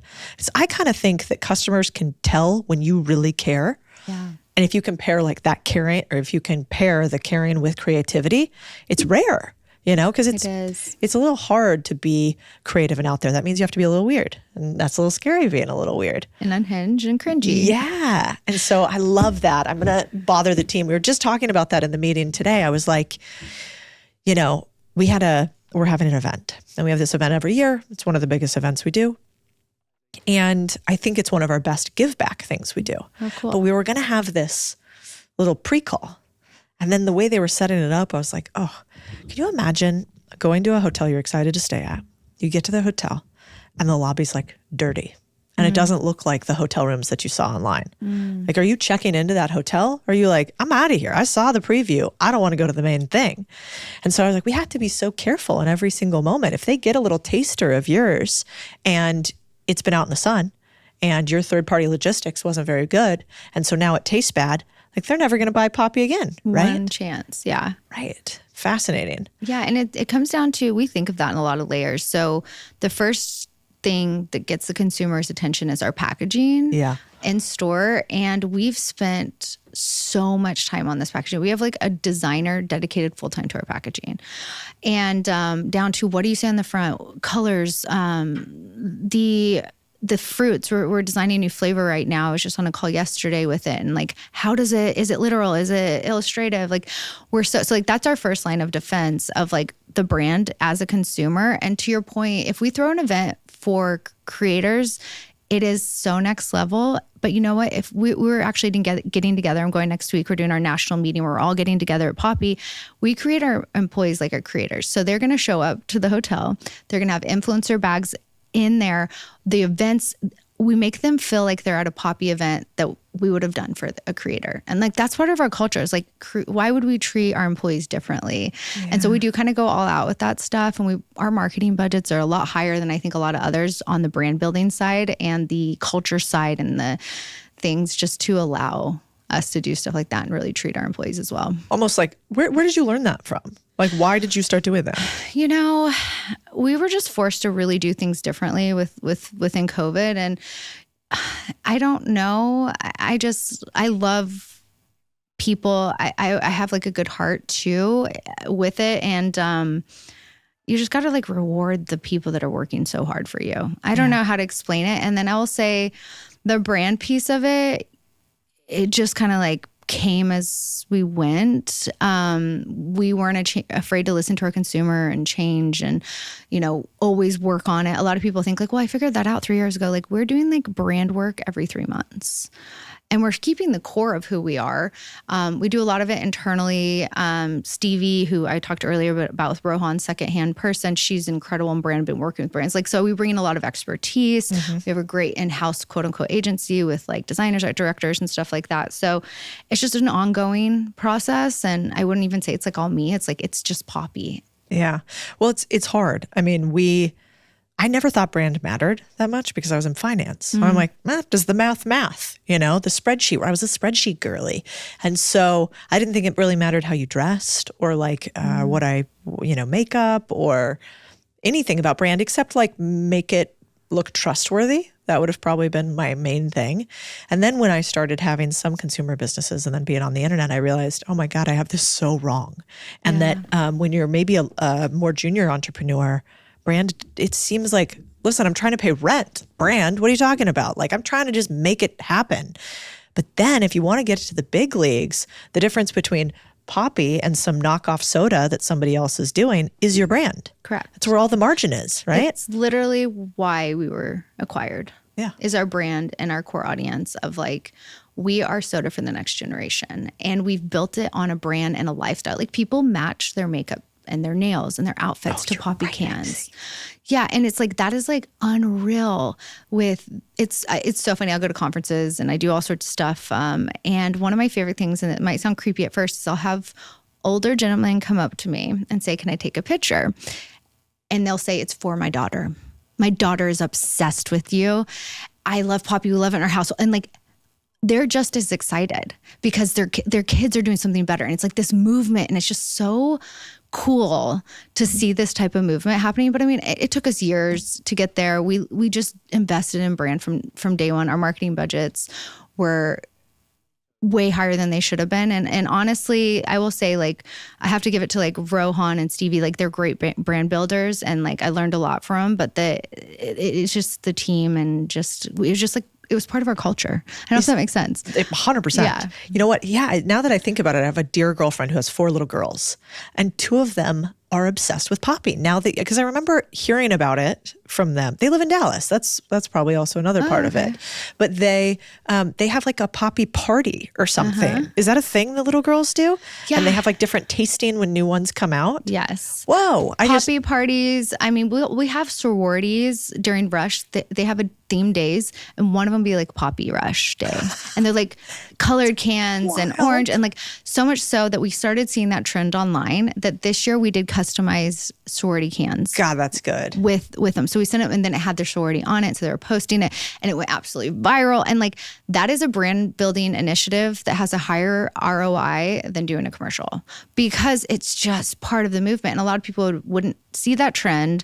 They wouldn't invest in the cans and buy the licensing and do all that. But we just see like brand first, culture first, creative first. So smart. Yeah. Plus those ladies who do the dancing in front of the, God, I sound so old again, but like they do like at Mizzou or whatever. They're like all these hot young little sorority chicks out front. So and much they get millions of views. That literally last year, we live here in Austin. I went to the Zeta House and I danced with them in front of the thing. Yeah, literally. So I was like, this would be great content. Once again, Are putting you a myself good out there. dancer? I'm a pretty good dancer. Oh, yeah.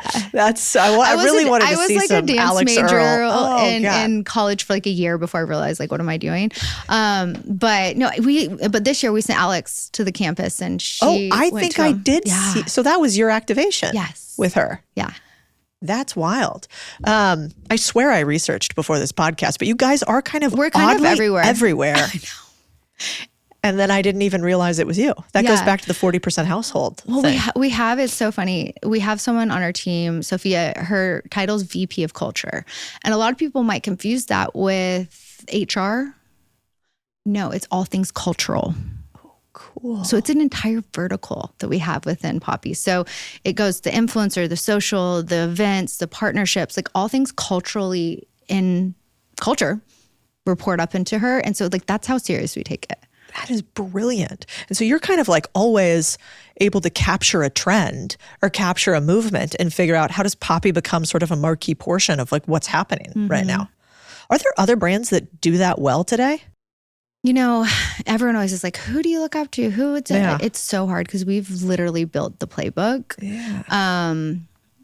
Like Duolingo had a moment, I feel like, where they were really doing that, but that's not so much now. Right. Yeah. I would say Duolingo did a good job online and with their mascot. I've always thought like mascots are a little cringy. I'll be honest, like people dressing up in cans and stuff is like weird to me, but it worked for them. Yeah. It was really like did. a moment. Plus, what else are you going to do with that? You have a beautiful can. You know, they're like, here's my app. Yeah. That's yeah, tough. totally. So no, this has been a really hard question. And I've like always, the only people that I'm like obsessed with that move at the speed of culture, that they're huge and it's $1 billion brand, because it's really easy for like younger brands to like do stuff, be more nimble, but Skims. Oh yeah. Somehow they figure out market initiatives where they'll get like the White Lotus cast in a campaign 3 months after it airs. And I'm just like, to move that quick with such like a cultural moment is pretty impressive. Yeah. Those nipple bras were brilliant. So good, right? Because you know what else I really respect about them? They do not give a fuck. They're like, do we win? We don't care what people think. They're like business women and people underestimate. And that's why I think it goes back to like where you can be in fashion and dress different and do things and put yourself out there and be a badass like businesswoman. Like you can have it all nowadays and be a mom and not be a mom. And, right? Like you can kind of, I really think this female movement is like our time now. Is it harder? Yeah, it's harder. Yeah. But being an entrepreneur is hard. Yeah. Yeah, all hard. So just choose it. Yeah. Yeah. I kind of want to end on, it's such a good point that you said about the Kardashians though, because we've been thinking about that lately. We did these like little photo shoots, but we riffed on like iconic, remember Kim K when she was Man of the Year with the Cheetos bag? So good. And even that I was like, oh, it's just slightly off. She's kind of making fun of it, kind of not. It was so well executed. And then Taylor Swift when she had the cat around her shoulders. So good. Do you remember that one? Yeah, everyone calls her the Catwoman. Right. So she's like, Time Woman of the Year, whatever. Yes. And so we did these little things and they really hit. And I was nervous about doing them because I thought, well, that means we're not very serious. Like, are they going to take, I've got a Cheetos bag. Why do I have a cat on my shoulders? But you kind of got to get over it. But it's almost going against the grain of like what you guys are doing, and it puts you out there and then you get eyes on it. And at the end of the day, you're winning when more people learn about what you're doing. Yeah. It's win. Like, as long as you're not doing something like don't get canceled, like, out there, but like that's not going to get you, that's just going to get eyes on you and it's going to be fun. And you know what? If you're having fun doing it, like do it. Yeah. Plus, like I think a little inoculation against cancellation every year is fine. Yeah, I try to throw out a few things that might get me canceled every year because then. Just on the edge. Yeah, just like right there at the end. Little vaccine. So I want to end basically with this. So you're going on, you are now inspiring this next generation of entrepreneurs, which is so cool. What would you tell the 21-year-old that's listening that wants to build a business like you? What would you tell them today? Get online and start telling your story now. Building community is going to be an army of people behind you. And everyone, like, almost think like an influencer. Be a creator. Be something that you don't know what your logo looks like, get online and ask. You might have 2 people tell you, but hey, that's an audience of 2 giving you an opinion. You can take it and build on it or not. But I think a lot of people are just still scared. They see a lot of brands online. They're like, oh, it's so saturated. Everyone's doing that now. Well, it's probably because it's working. So I know that sounds really simple, but as a business, start now, because it takes a really long time to build a core community, and you don't want customers, you want community. So good.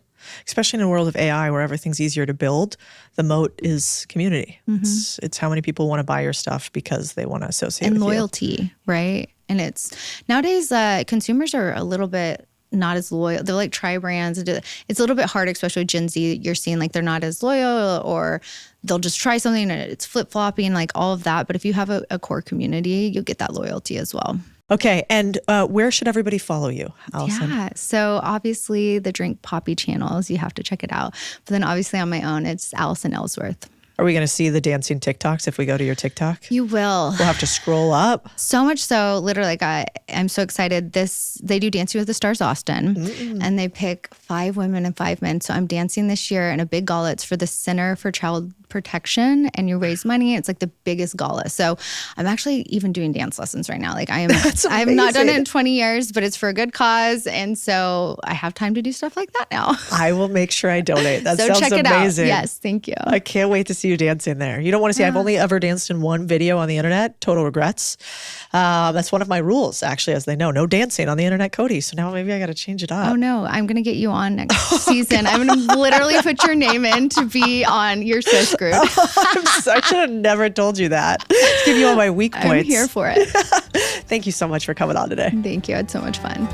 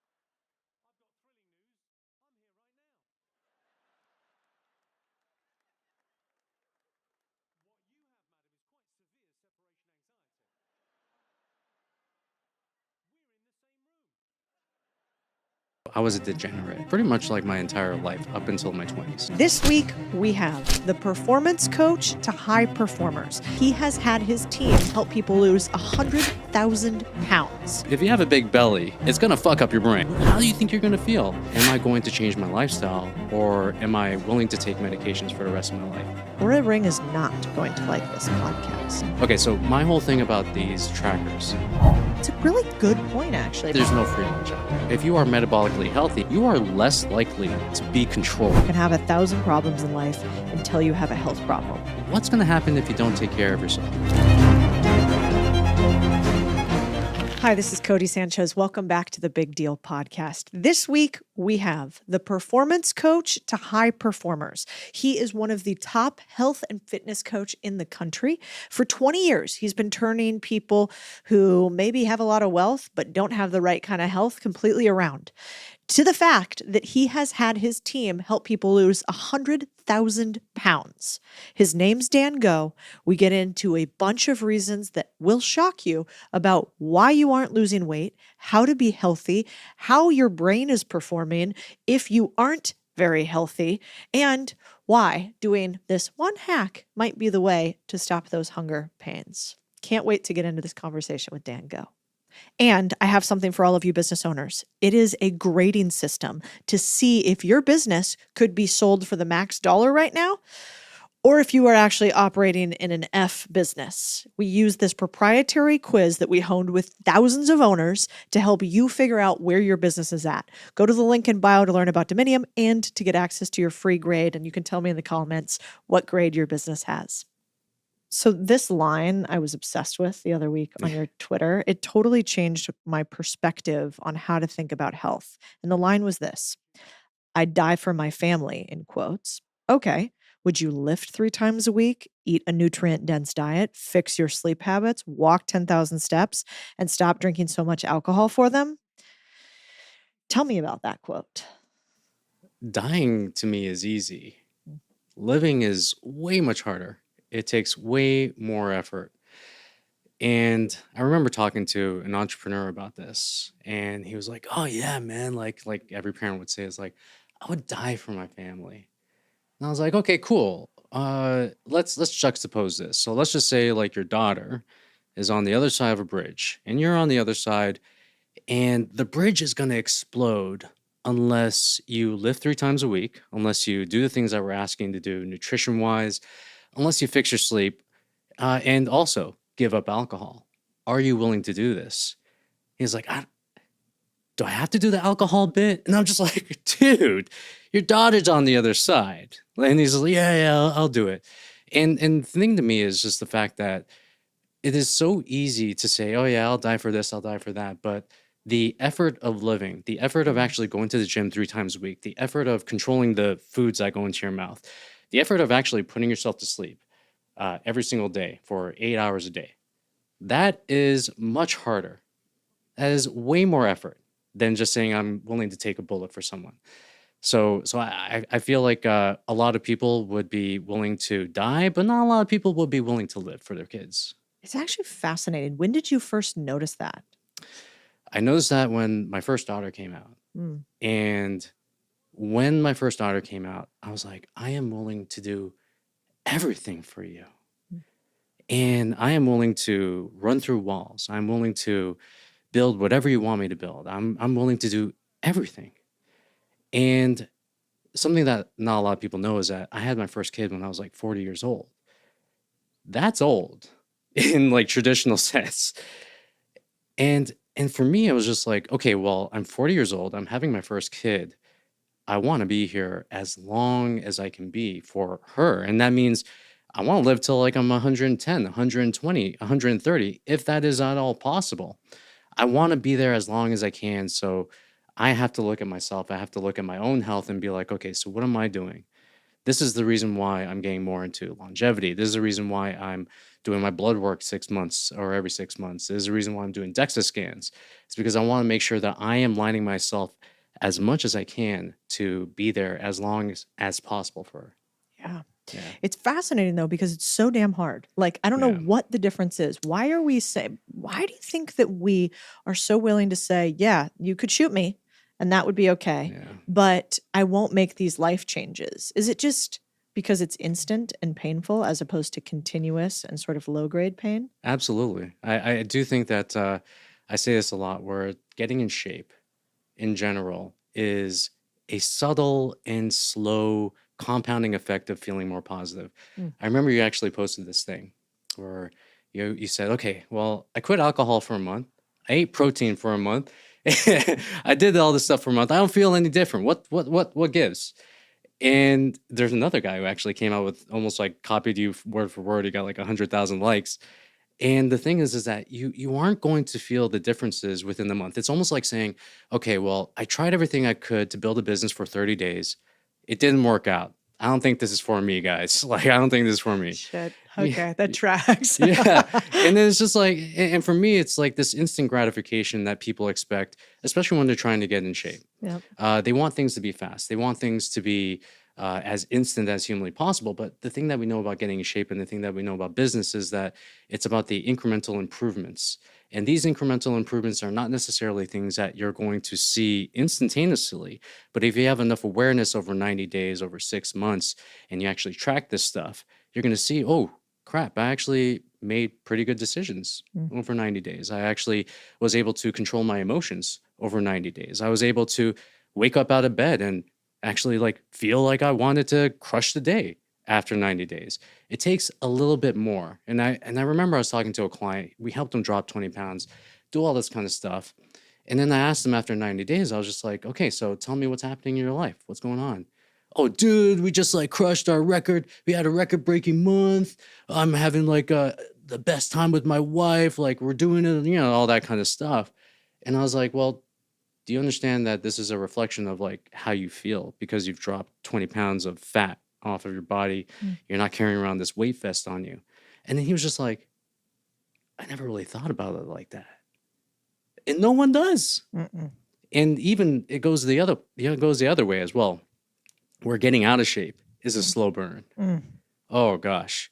And then you wake up one day, you actually like eat the junk food, you binge eat at night, or you drink enough times and it becomes a habit. And then that becomes your new normal. And you're like, oh, cool, this is what life is like. It goes both ways. And people don't realize it until they have to go through it long enough. It's true. The other quote that I love that you have is that the American diet was meant to put you in an American hospital for American health care so you can buy American pharma drugs. Yes. The system sucks.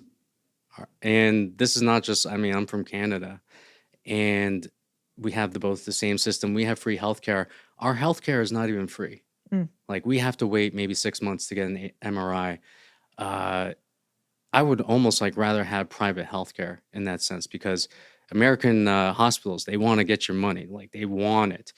And the thing that we're seeing right now with Maha and the things that we're seeing with RFK Jr. coming into play is the fact that it almost seems like a conspiracy, but it's not. Yeah. Food companies make foods that make you more addicted to the foods that you're eating. Pharma companies come in and they say, oh, cool, we have this thing that's going to help you mask the system, or mask the symptom. But what's going to happen is that you're going to have to take this for the rest of your life so you don't have to feel it. And the unfortunate thing is that everyone wants that. Most people want that. I remember I was talking to one of my sister-in-law. She has her parents. Her parents are frail as you know what. And I was just like, hey, I could give her like a workout program. I can help them go on their way. And she told me, it's like, no, she doesn't want to do that. Give her the pill. Just give me the pill. Make it go away. And then that's the mentality that a lot of people have. And unfortunately, what's going to happen is that there's going to come this precipice where you're going to have to take a medication if you've not taken care of your body. And then that's going to be a decision. Am I going to change my lifestyle or am I willing to take medications for the rest of my life? And unfortunately, for the vast majority of people, they're like, all right, give me the medication. Give me the pill.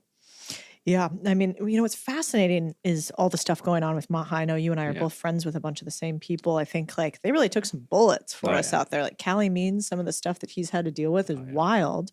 But what I like about the stuff that you talk about is that you make it sound so simple. So like you have lots of things that you talk about from your, I don't know, how long have you been in fitness now? 18, 20 years? 20 years. 20 years. Yeah. So you've basically said, in my 20 years of fitness, I can distill health down to these few things. Yeah. What are they? This is going to be one that not a lot of people will actually see as the most important thing, which is getting your data, tracking your data. I was having this conversation with one of my clients, and I was like, he's an entrepreneur like yourself. I was like, how often do you check your revenue? How often do you check your sales? Every day, bro, every day. Okay, cool. When's the last time that you stepped on the scale? And then like complete silence. And I'm just like, dude, how are you tracking the metrics that matter to you?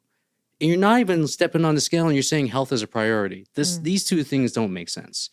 So for me, you cannot improve what cannot be measured.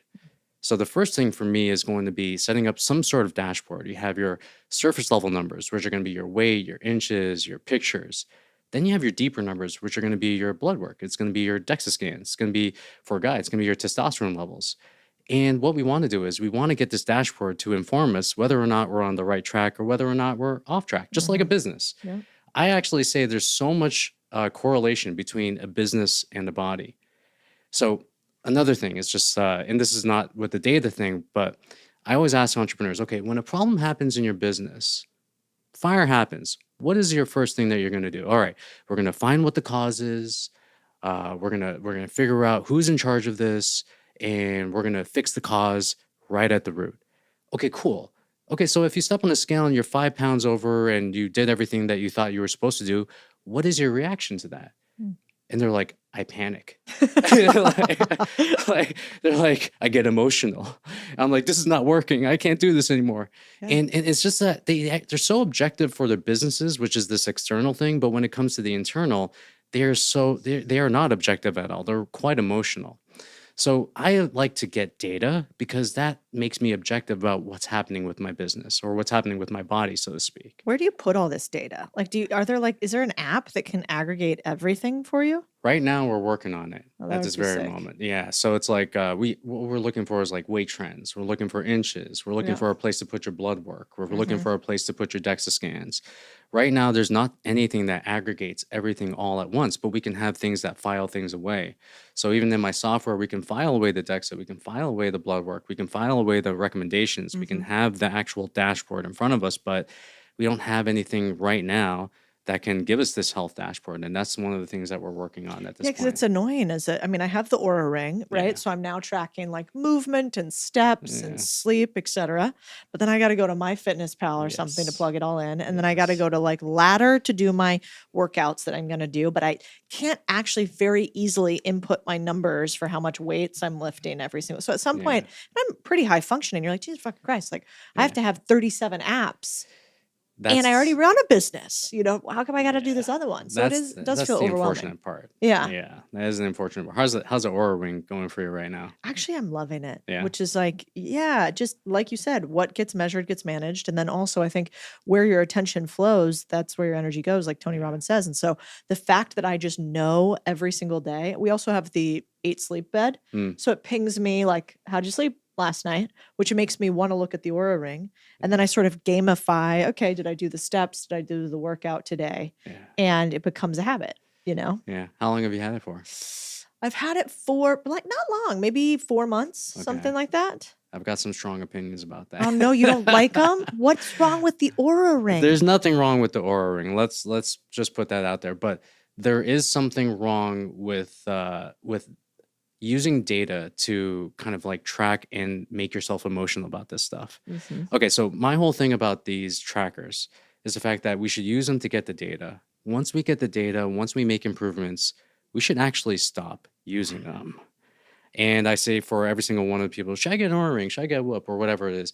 I'm actually saying like you should get it for probably like 6 months to a year. Yeah. You should make the improvements that you should make, and everyone's different. So you can test out magnesium glycinate, you can test out mouth taping, all this kind of stuff for your sleep and recovery and whatnot. Once you get that data, once you make the improvements, once you know your average score is at like 85, 90 for like sleep or whatever, get rid of it. And the reason I say that is because when you actually get a bad score, and these sleep trackers are not necessarily most accurate. So let's just say you get a bad score. how do you think that's going to make you feel for the rest of the day? Yeah. You get a 60 on your sleep score and you're like, oh, I'm so tired. I don't think I can I'm not going to be operating at my best. Or let's just say you get a low recovery score, which is like what they give you, even though you're feeling fucking amazing. How do you think you're going to feel? It's going to give you this cognitive dissonance. Yeah. So for me, it's like, yes, use it to get the data, but eventually over time, you're going to have to take away the safety blanket and trust like the behaviors that you're doing and not have something to actually tell you, okay, you're doing great. You have high energy. You can go get after it. For me, like one of the best things I ever did was actually for my health was actually get rid of the Aura Ring. Interesting. Because you were obsessing on it. I was obsessing on it. Yeah. And it was dictating the way I felt. Yeah. And I think Right. that can happen. It's a really good point, actually, because some of my girlfriends don't sleep well. Happens to a lot of women right after they have a kid. Like Yes. they really, a lot of them struggle with sleep, it Yes. seems. Yeah. And they'd be like, I would just be so stressed when I looked at my sleep score every day. And I sleep like a baby. So I'm always like, no, I'm fucking Brian Johnson Jr. over here. So it doesn't bother me. But if I stopped being able to sleep well, it probably would. So I like you almost, it's like anything else. You're not going to get your blood tested every single day unless you're sick. Yes. You're going to do it for a period. Then you're going to put it away. Then if you're not feeling good again, you might take it back out again, re-engage. Yes. Aura Ring is not going to like this podcast. Well, They're are they going to want sponsoring to this cut right your now? subscription revenue in half.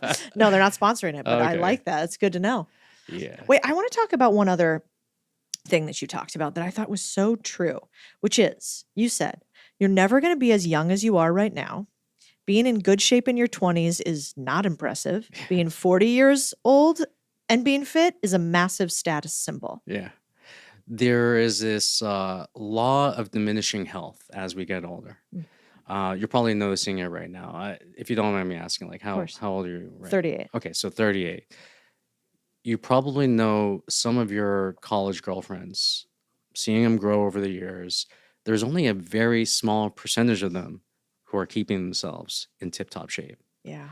who look like they looked like when they were in college. And the reason is because you have responsibilities. In college, there's one guy on my Twitter who's just like, yeah, man, I used to like drink and I was like in the best shape of my life in college. And I was like, yeah, because when you drank, you were dancing. You're moving all over the place. You're going from like campus to campus and you're like going out with your friends and you're just moving all the time. And obviously you had good hormone health at that point too.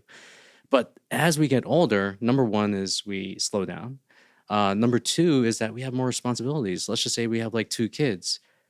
That's a lot to handle. And you're not getting as many steps as you would like handling a toddler, no matter what anyone says. And it's also stress. You feel more stress as you get older. Maybe because it's perception, or maybe it's because of the overall weight of everything that you have to handle, all the stuff that's on your shoulders. So what I say is like when you are in your 40s, and if you're able to keep yourself in shape in your 40s, way more impressive than your 20s, because not only are you dealing with responsibilities, you're dealing with hormone changes as well. And you're also dealing with the modern life that's just like slowing us down. Yeah. And just in general, it's like, hey, like you're supposed to be in your shape in your 20s, okay? Like, come on. I know that's Like, what I always tell them too. I'm like, yeah, just wait until you're my age. Like, Yeah. I looked like that too. Okay. like chill, bro. You're 20, okay? I know. Relax. I know. I do miss those days, actually. Yeah.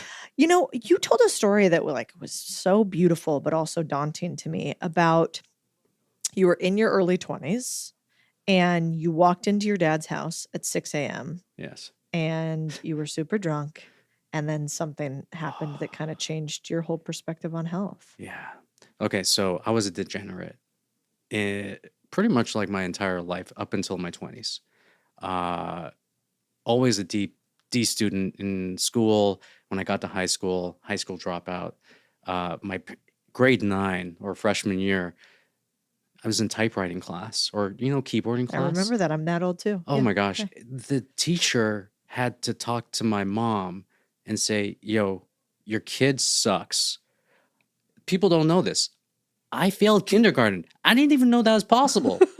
I failed what did I like? They fail people in kindergarten. You're supposed to do your ABCs. I don't know. So I was always like a shit kid, always. And there was one point in the time where I got really into raving. I got really into doing ecstasy, MDMA, all of the drugs, except for the ones that you put up your nose, because that was like the most dangerous one. I was like, I ain't gonna touch that stuff, right? And there was one time I came home at 6 a.m. and I just walked in, and then you walk in and you see your parent, and you're just like, and then like automatically in your brain, you're like, okay, I gotta play this off.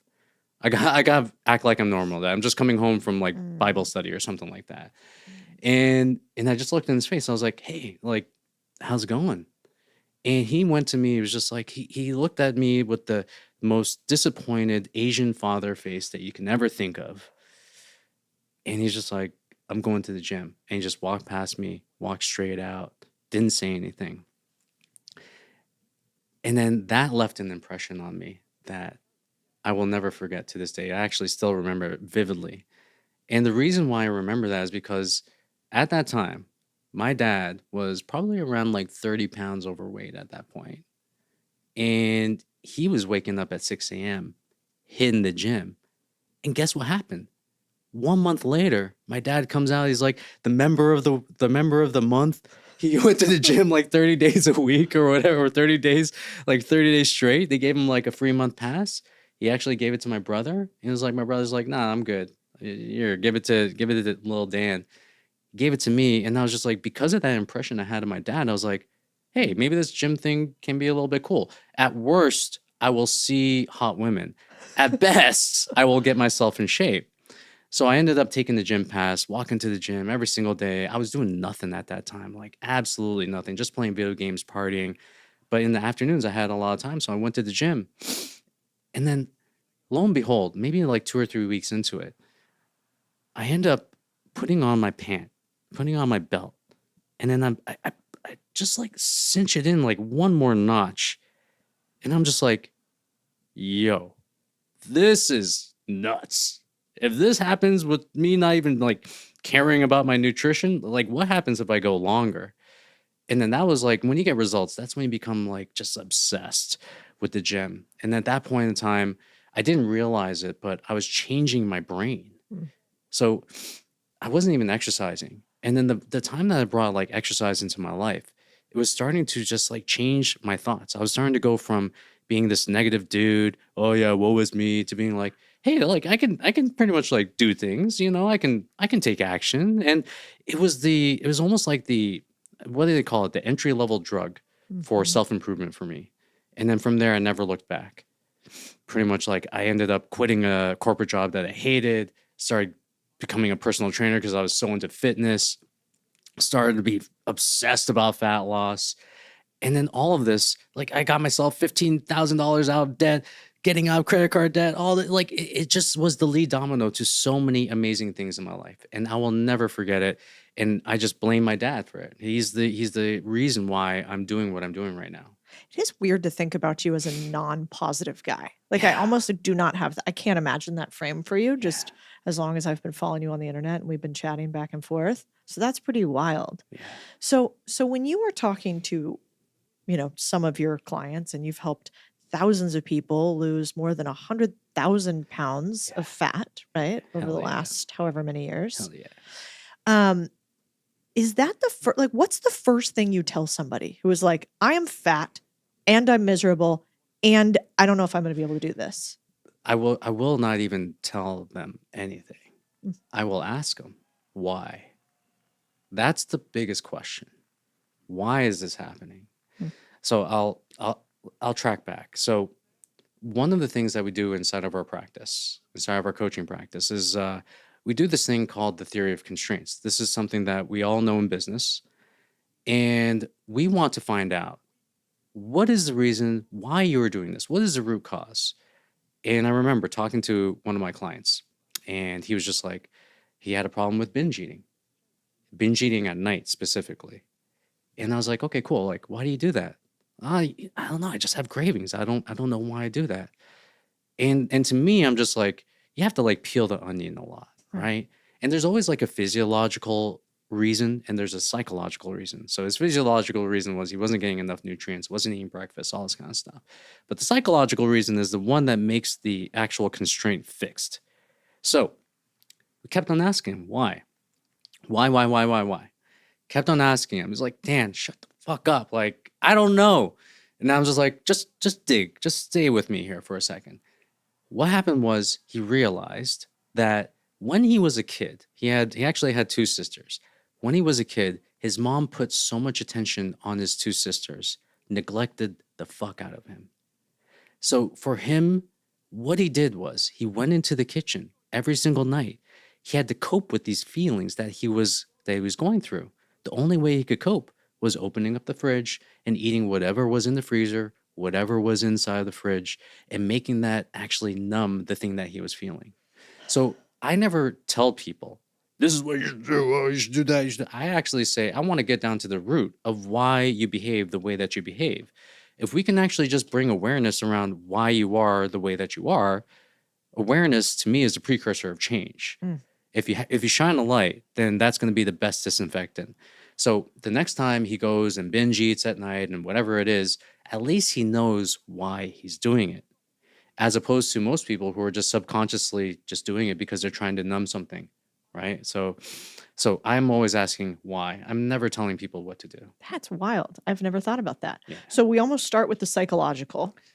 And then you can say, okay, it actually makes sense though, because it's not like this stuff is that complex. Like Yes. you have another one that I love that I remind myself of. It's like, all right, all of the information that I've learned about fitness can be distilled into this formula. Walk daily, drink water, be in nature, eat nutrient-dense foods, follow circadian rhythms, strength train 3 to 4x a week, get 7 to 8 hours of good sleep. Your brain and body will change for the better when you do this consistently. Not rocket science, really. No, it's not rocket science, but why are we not doing it? We know what to do, but why are we not doing it? And that to me is the psychological side. So we'll bring it back to, say, someone who's building a business. And I'm pretty sure you've talked to clients about this. You've also dealt with people who have, let's just call it like mental blocks. Yeah. Oh, yeah, like Cody, we're not getting enough leads in our business. Like, what's going on? And you're like, you should do this, this, and that, and this, and that. And then next week, they're like, okay, did you do those things? No, I didn't. Like, all these things like came up and whatever it is. And then at that point, you got to be like, okay, well, this is not a tactical issue. This is a psychological issue. And for most people, that is the issue for them. It is a psychological issue that is wrapped up in a tactical issue.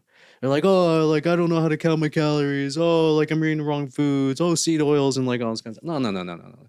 There is a emotion that you're numbing as a result of the food that you're eating or the alcohol that you're drinking. And unless you can actually find out what it is that you're numbing and do the work to actually heal that stuff, you are going to run up against the same psychological roadblock every damn time. And let me tell you this right now, that shit is hard. It's the hardest thing to do. Because guess what? It's going to actually show you, oh, maybe I'm like not in the right relationship right now. Maybe I'm chasing the wrong ladder. But I don't want to think about it, so I'm just going to have another old fashioned. It's going to bring up so many of these decisions and these conversations that you should be having with yourself that you are avoiding. And most times people don't want to go through that work. They just want to go through the numbing agents that allow them to not have to feel that. What percentage of people who are not fit and not healthy realize that it's psychological? I think for the vast majority, they realize it's psychological. Now, the question is that whether or not they want to do the work to find out why. And then that's probably, I would say, I don't know if I can put a percentage on that, but let's just say like not a lot of people. Because behavior change is hard. You have to, changing your personality in general and the way in which you react to things is hard. And then that also means that you're going to have to look at the world in a different way. And we also have to look at these excuses, these rationalizations that we have, and the ways in which we look at this world, the ways in which we behave in this world, as ways in which that give us comfort. If we don't have the security blanket of comfort anymore, what happens? Oh, shit, we have to take responsibility for our lives. I'll ask you, like, how many people are willing to take responsibility for their lives? Not enough. Not enough. And maybe they can do it with their business sometimes. You're dealing with entrepreneurs. I could do this with something external. But when it comes to the thing that's internal, like I got to change like something inside of me. I don't know about that. Yeah. It also seems to me that a lot of this is that society makes it more comfortable to be unhealthy and unfit. Like, for instance, There was something else that I was reading from you that I really liked, which was, oh yeah, it was basically this, that society eats so much junk food that real food is considered dieting. Yeah. And that also when you tell people, hey, I'm going to eat only protein this month, I'm not drinking, I'm not doing any of that. They're like, come on, bro. Yeah. Why aren't you joining me? And so it's lonely trying to be healthy for some reason. What happened there? Isn't it lonely? Like when you started to first become an entrepreneur, wasn't that lonely at first too? Yeah. Because you had to kind of separate from all the finance people. Yeah. And then you had to go your own way. And not a lot of people are willing to go through that process of being lonely. When I started to get in shape, I realized like, oh crap, I really don't like drinking alcohol that much. But here I am binge drinking every single weekend. Like, what's going on here? It's because I want to do things that make me feel part of a tribe. I want to be part of the tribe. I don't want to be ostracized. And inherently, we're all in it for survival. That's what we're all in it for. If we lose the tribe, then we lose our survival. But we're not living in tribes anymore. But technically we are. We maybe are, we maybe not. But inherently, that's what's happening. They don't want to be ostracized. They don't want to be away from the tribe. When I started to get my body in shape, I actually had to get rid of a lot of friends. Because when you start to get in shape, you realize that water attracts its own level. You want to hang around people who have the value of health and not people who are being like, all right, let's have Big Macs. Let's have, burgers and fries and like all the time. Like that stuff's cool once in a while, but not like all the time. And the other thing that we have to realize when it comes to this stuff is that we're changing identity. That's what we're doing. And to me, changing of identity, changing your self-image, changing the way in which you look at yourself and how you perceive yourself, that's probably one of the most important things that we have to do in this journey. Even going from, let's just say, like we're using a business perspective, it's like going from like being someone that earns 6 figures to being someone that earns 7 figures to being someone that earns 8 figures to 9 figures, whatever. Those jumps require a change of identity. The same thing goes with our bodies that people don't realize. Making these jumps, going from, let's just say, being metabolically unhealthy to being metabolically healthy to being metabolically healthy to getting a 6-pack to doing all this kind of stuff. That requires change of identity, change of behavior. Are you willing to do the work to get there? That is the question. How does one change their identity to get health? I think like the most important thing is to get someone to help you, to be honest. Like you have to invest in yourself, whether it be in education, whether it be in the coach, or whether that, I mean, to me, it's like the fastest path between point A, point B, the place where you want to be, is actually finding a coach that tells you what to do and what not to do. That's like the most important thing. And I look at kind of like education in 3 steps, which is like you have your free education, which is like the stuff that we do on social media. We give away our best stuff, like to be honest. We tell you like what the sauce is already. Then you have your courses, which is do it yourself. This is the system, you do it yourself. Then you have the most important one, which is the coach. I think that's the most important one because the coach is going to call you on your bullshit. They're going to keep you accountable. They're going to say, don't do this, avoid this mistake, watch out for that. Okay, cool, we're good. And for me, it's like that's probably the most important thing. But if you can't actually do that, then we have to do it by ourselves. If we have to do it by ourselves, what can we do? Well, number one is what we just talked about, theory of constraints. Okay, so I know I have to eat healthy. I know I have to work out. I know I have to sleep well, whatever. Okay, what is like the number one thing that I can work on right now that I will subordinate everything to just work on this thing? And the thing about theory of the constraints is you subordinate everything. You work on that one thing, that one little habit that's just holding you back, whether it's binge eating at night, whether it's snacking, whether it's not working out, like whatever it is, you just focus on that one thing. And then what you have to do is you have to get support on it. You have to find out awareness around it. Why am I not doing this? What is the reason? Then you have to get support. Then you have to make sure that you just track that habit over and over and over until it becomes a part of your life. And then after you're done that, you go on to the next thing. The thing that people want is like this whole body transformation, get abs in 6 weeks or whatever it is.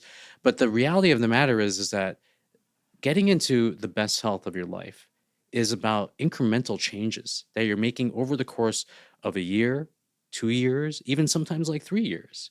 And one thing that I always ask my clients, because a lot of clients just come to me, they want to lose weight. Cool. All right. And I'm just like, okay, cool. Like, hey, John, how long did it take you to gain this weight?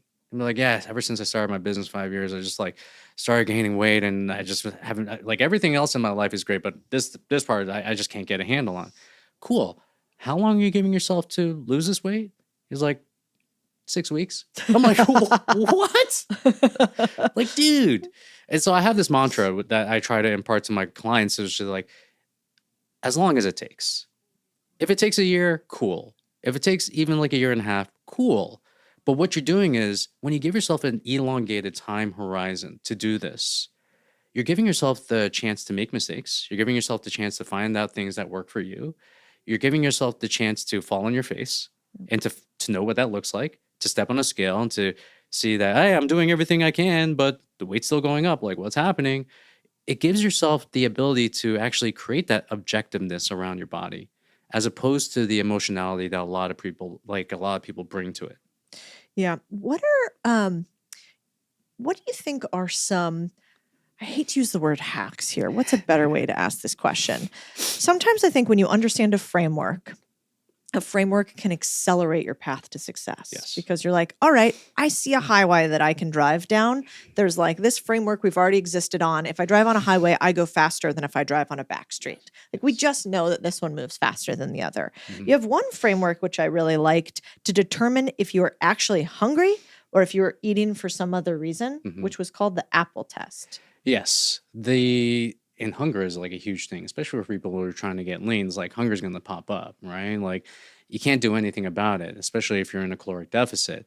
So, but a lot of times, like, we have to understand there's like 3 levels of hunger. There's like hormonal hunger, which is like leptin, ghrelin. They're popping up and saying, hey, what's up? Like, I'm kind of like, we're kind of fucked up right here, but we want to eat a little bit. And there is also the actual physiological hunger, which is like, hey, what's up, Dan? You haven't had a meal for like 12 hours. Like, you got to eat. And then you have what is called hedonic hunger, which is like, am I hungry because I'm bored, or am I hungry because I'm actually hungry? And then this is where the apple test comes in. So the thing about apples is that they're 68% water. They are nutrient dense, and not a lot. I'm going to say like the vast majority of people do not crave apples or eating apples whatsoever. So I say, eat the apple. See what happens. Wait 20 minutes. Keep yourself busy. Are you going to be hungry afterwards? If you're still hungry, then maybe you actually are hungry, right? If you're not hungry, then you just saved yourself maybe 500 to 1,000 calories of like eating whatever junk food that's around you. So I like to have protocols. For me, systems is everything. Like, if I'm running a successful business, I need to have systems. If I'm running a successful body, I need to have systems. And I think that the main thing that people are missing are these protocols and systems in their lives when these things pop up. How much of your clientele is starting to use things like Ozempic now? And do you like, and I use Ozempic because it's the easier word for everybody to know, sure. but what do you think about Ozempic? Should we be using it? I think for people who are morbidly obese, absolutely. Just being morbidly obese and having way too much weight on your body, then you are going to benefit from not having that much weight on your body. For someone who has like 20 or 30 pounds to lose, who's kind of like looking at it as like this, hey, hack that I can use just to like help myself lose the 20 to 30 pounds, I'm going to say you should probably chill out a little bit and kind of give yourself a little bit more discernment, because the thing that we're realizing about these drugs is the fact that, hey, when you get off of it, guess what's going to happen to the hunger? It's going to come back. These are almost like forever drugs, so to speak. You're going to have to take them for pretty much, I would say, like the rest of your life. Also, the thing that we're realizing is that people are using this as like a hack to lose weight. They're actually burning off the thing that is the longevity organ of your body, which is muscle. Like, I've seen people go on Ozempic and not eat high protein, not do resistance training. And then we're starting to see that people are coming up with osteoporosis. Starting to see people lose a shit ton of lean mass. Do you know what happens to your metabolism when you lose a lot of lean mass? And yes, you want to eat high protein. Yes, you want to do resistance training, but a lot of people are using this as like this quick fix just to lose a lot of weight. The percentage of people who are inside of our program who want to use these drugs or are on these drugs is 0. Absolute 0. But I'll tell you this, we're working with entrepreneurs, executives, professionals, high fucking achievers. So when it comes to the high achiever, it doesn't mean that they're not going to use Ozempic, especially if they're morbidly obese. That's not what I'm saying. What I am saying is that most of the times these guys are willing to do the hard work. Yeah. And they're willing to do the work it takes to discipline themselves, to actually follow a program. And Ozempic is like the last resort for them. For them, the first resort is like, hey, let's get our behaviors fixed. So I actually did have one client who was on Ozempic, did great, but we had an escape plan. We created an escape plan for Ozempic because we knew that the hunger was going to come back. We knew that he was going to start to feel uncontrollable cravings. What was the escape plan? Oh, the escape plan was, hey, like you and I are going to talk on the phone every single day. We're going to track like exactly what's going into your body. We're going to make sure that you're eating enough fiber. We're going to make sure you're still eating enough protein. We're going to make sure that you're not going to stress yourself out with like long endurance cardio or anything like that. We're just going to walk. And then what we're going to do is we're going to have to go through what I call the struggle bus period. The struggle bus period is like the 3 to even 6 months where your hunger is going to be elevated as a result of getting off of Ozempic. So we just want to make sure there's an escape plan. Just like anything else with any medication, there has to be an escape plan for it. And then we have to actually keep them highly accountable to abiding by the escape plan. It's fascinating, actually, because no doctors give you an escape plan for medicine. No. I mean, for cholesterol levels, you're just on cholesterol medicine for the rest of your life. Yes. Then you add whatever blood thinner you need on top of it. Then you add something else. And no part of that is a mandate for you to walk more and eat less. I feel like the health system is a system of learned helplessness where they will give you the medication. They'll be like, hey, you gotta walk, you gotta do all this kind of stuff. But really it's just like they will also, I would say, recommend you being on this medication. And I don't want to go through the whole like, oh, they're making money off it, they're not making money, whatever. You know, the thing is that unfortunately people want this too. That's what people want. They actually want the magic pill. Yep. And they're willing to deal with the side effects as a result of taking this pill. To me, there's no free lunch out there. There's absolutely zero free lunch when it comes to any kind of medication, any kind of thing that you're putting into your body. For eating nutrient-dense foods, high protein, whatever, it's not a free lunch either. There's effort. Like that's the actual cost. For all this stuff, the free lunch is side effects. The free lunch is having to be on this stuff for the rest of your life. Whatever this stuff is going to cost you for the rest of your life. And when I go back and I'm just like, hey, you really should like, hit the gym like 3 times a week and, work out with weights. They're like, do I really have to? Like, I just want to take this pill. And I feel like it's, a lot of doctors catch a lot of flack for recommending these drugs. But the unfortunate thing is that it is the consumer that actually is asking for this stuff. Notwithstanding the shitty things that are happening with like pharma advertising, all the advertising that's happening with pharma that actually pushes this stuff and psyops people into wanting to take this stuff. That shit is fucking, I will say that's like evil. Yeah, I right? agree.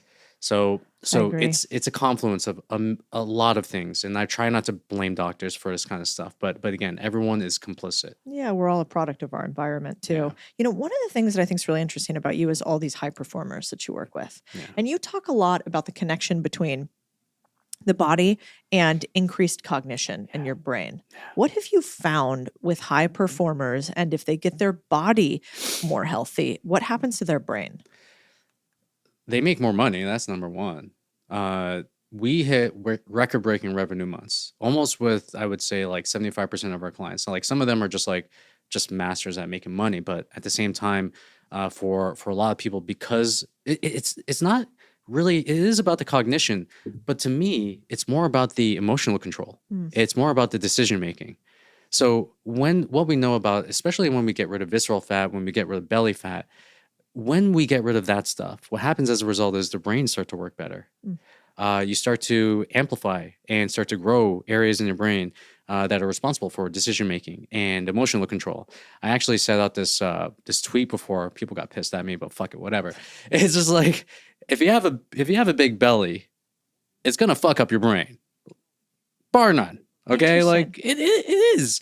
And then people are like, no, it's not true and whatever. I was like, just Google this, bro. Just Google this. Like, I don't have to tell you what the evidence is. Like, we all know this stuff. This is all just basic. But why is that? And visceral fat is explain visceral fat quickly. Visceral fat is the most dangerous fat that's on the body. We should not be aiming to have like absolute zero visceral fat on our bodies, but we should be aiming to have at least healthy amounts of visceral fat. When we have too much visceral fat on our bodies, it sets us up for a lifetime of preventable disease. Things like type 2 diabetes, things like certain cancers, Alzheimer's. And this is very much a lifestyle thing. It's about the foods that you put into your body. It's about the exercise that you do. And for me, it's like my full thing, and this is actually more prevalent for guys than it is for girls. For guys, because they have like the beer belly, that is a sign of having visceral fat. And if you want to check like how much visceral fat or whether or not I have too much, we go through the waist to height ratio, right? So it's like, okay, what is your height in inches and what is your waist in inches? If it's above 50%, you probably have way too much visceral fat. You're probably at a dangerous level right now. And you know what? A lot of people are at that level. Yeah. This is an aside, but I posted this like before picture of myself. Like when I was actually a before picture when I was like in my 20s, before I changed my body, and a before picture because when my second daughter came about, I got myself out of shape. And then when I posted that, a lot of guys were saying about the before pictures, like, hey, like I'd like to look at like that. I'd actually like to look like that body right there. The before picture, like the fat one. And then for me, I'm 45 years old.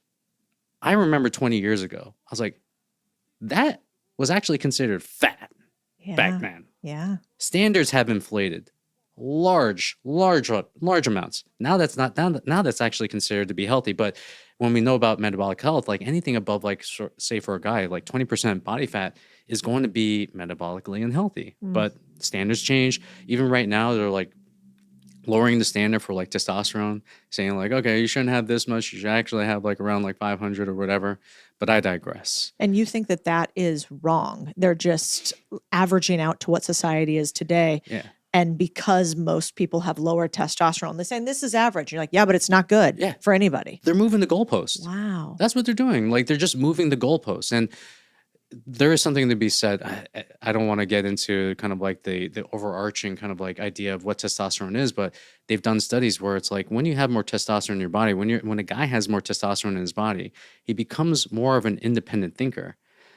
Also, like if you have your body in shape, if you are metabolically healthy, I label it as like you are less likely to be controlled. Yeah. Because you have agency. You have actually high agency. Any person who's in shape, you can actually say, hey, this guy has high agency, at least when it comes to his health.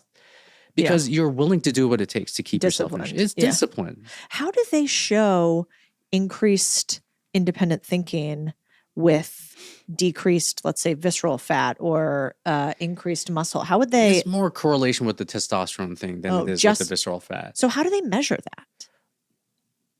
I believe they have done correlation studies between the amount of times or the amount of testosterone people have on their bodies and the actual like studies or actually like stats that they would pull from like surveys. Interesting. But yeah, I will say find that. it. Yeah, we're going to find it. Yeah, we'll link some in post the it up. studies and see what we Post find. it up. Yeah. I mean, it's interesting to think that now it makes sense to me that when you have less visceral fat, your body can just be more highly functioning. Yes. Is that why? So why would your brain grow new neural pathways and actually be more efficient just because you have less fat? What's the ideology there? It's about blood flow. Yeah. So when you have less blood flow going to the brain, what's going to happen is that all of the brain's energy or all of your body's energy is going to be diverted to the place that needs the most attention.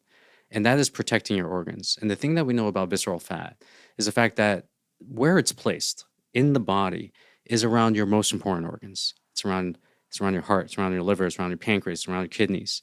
So what's going to happen is that all the energy that would be diverted to giving yourself blood flow in the brain is going to be diverted into the place to keep you healthy or to keep you alive inside of visceral fat.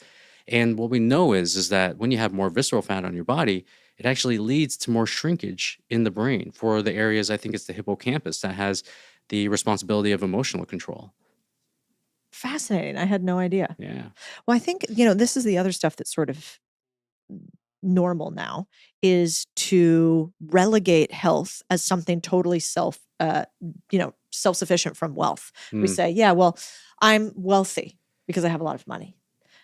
Are you, if you're also not healthy? I mean, you have a line that is so beautiful that I go back to a lot, which is that you can have 1,000 problems in life until you have a health problem. Then you only have one. Yeah. That is so real. And yet we chase these dollar signs and we go after them because money does equal freedom. But damn, if I got cancer right now, the rest kind of doesn't matter. Well, let's hope that doesn't happen. That's for sure. And I liken this to something that's small. So when I played basketball, I remember one time I sprained my ankle. Have you ever sprained your ankle before? Yeah. And then that walking on your ankle, the only thing that you want in life is just to walk normally at that point. Yep. That's all you want. Because when you're walking with a sprained ankle, you're like, oh, you're hobbling and all this kind of stuff. And that's something small. Let's bring it to something that's a little bit bigger. Say something like cancer. That puts things into perspective. I remember when I was 24 years old and being a complete degenerate, we got this call from my dad. And he was like, we were in Toronto or we were in Ontario. He's like, you got to come to Niagara. Your mom's in the hospital. You got to come here quick because we don't know if she's going to make it. And we're like, what the fuck? Like, we thought our mom was the healthiest person on the planet. We zip down there and then we go through this 6-month ordeal of just dealing with the hospital, being in ICU, all this kind of stuff until we ultimately lose our mom. We ultimately lose mom, the most important person in my life. And obviously when you lose your mom, you're depressed, you're grieving. And I remember at that point in time, nothing else mattered. My friends didn't matter, how much money I would have made or all these like dreams and of whatever. It didn't fucking matter. The only thing that mattered was I wanted my mom to be back in my life. And let's bring it to someone who's maybe a parent. What's going to happen if you don't take care of yourself? Okay, let's extrapolate this. So number one, okay, God forbid we get a disease. Then you're kind of making your family suffer as a result of the fact that you didn't take care of yourself when you could have. And then now they have to take care of you. And now you're being a burden to your family. Let's extrapolate this even further. Let's just say that you can hit the gym 3 times a week. You're just too lazy to do it. Okay, when you're 80 years old, you're going to have your kids look after you. You're not going to be independent. They're going to be worrying about you all the freaking time, unless they're going to throw you in the nursing home, which is even worse. So my whole thing is, and I've said this before, where it's part of the reason I get in shape is, in keeping my body shape, is so I don't become a burden to my family. Do you think that you can, are there studies and data that says that if you are healthy, you have a decreased chance of having dementia? Absolutely. I mean, I can't pull those studies, right off the bat. But to me, there is the genetic component of having dementia or having Alzheimer's. And then there's also the epigenetic component, where you have the ability to transform your genes through your lifestyle, through the foods that you eat, through the exercise that you do. A lot of people are like, oh yeah, I'm stuck with this gene, or I don't have good genetics or whatever. But the thing is that you can actually change your genes through epigenetics, through kind of your behaviors, through what you do right now. And the really cool thing that we're learning is that this can be generational. So let's just say you're overweight, you get yourself in shape, and then you end up having a kid. And you end up kind of kicking the can, 90 years old, whatever it is, you're gone. You don't realize that you just passed down your in-shape genes to that kid. You also don't realize that you left an imprint on how you took care of your body on that kid. So for me, it's like one of the greatest things that you can do for your kids is like lift the generational curse of not being in shape, of not having good, healthy behaviors. And the more that you can do that, the more that you're creating this kind of like family and this behavior of wealth inside of your family, you are setting up your generation. You're setting up your family for generations to come. It's fascinating. My grandparents right now are, two of them have dementia. One is pretty late stage. Sorry to hear. Thank you. Yeah. It's really a terrible disease. Yeah. And so I've been spending more time with my family and them. And the tough part about both of them is, they kind of stopped being mobile. And so they stopped being mobile way before they needed to. My grandmother got a knee surgery and really stopped being mobile after the knee surgery. They got kind of shut down during COVID, right? So then they stopped having interpersonal interaction. My grandfather got macular degeneration, and so he stopped being able to see well, which meant he couldn't walk as much and go in his garden. And I very quickly saw over the course, it was fascinating how fast it happened. Over the course of about a year or two, just their health completely collapsed. Yeah. And I think a lot of the impetus of it was this lack of movement. Yeah. And they hadn't ever been like wildly healthy, but they made a lot of their own food and they were very, very active. And then that stopped. Yeah. And then I compare that with my grandmother, who is going to be 100 next month. Yeah. And she motors. That woman played golf until she was 93, I think, and walks around, takes care of herself, does physical therapy, and is so sharp cognitively because of it. And it's like the tale of two families. Yeah. We can go to the left or we could go to the right. And I see similar patterns actually in my parents. And so, my mom's super active now. She's gotten really into Pilates and working out. Nice. And my dad's side of the family, just not as much. And so watching that transcend to my brother versus how I am you're absolutely right. You carry a lineage that you are passing down to your children that you have the ability to affect the outcome on. And you have to ask yourself, am I not willing to only die for them, but might I live for them? 100%. And I'm sorry to hear about your grandparents. Thank you. Yeah. The thing that kind of strikes out to me a little bit is when you stop moving, that also makes you a little bit more morose and depressed. You start to have more negative thoughts too. And because you're just not moving your body. And to me, it's like the movement it's almost like there's this hamster that's inside of the wheel. And you have to keep the hamster moving.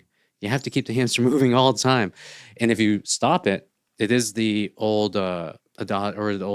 saying where it's like you lose it, or you use it, or you lose it. Mm-hmm.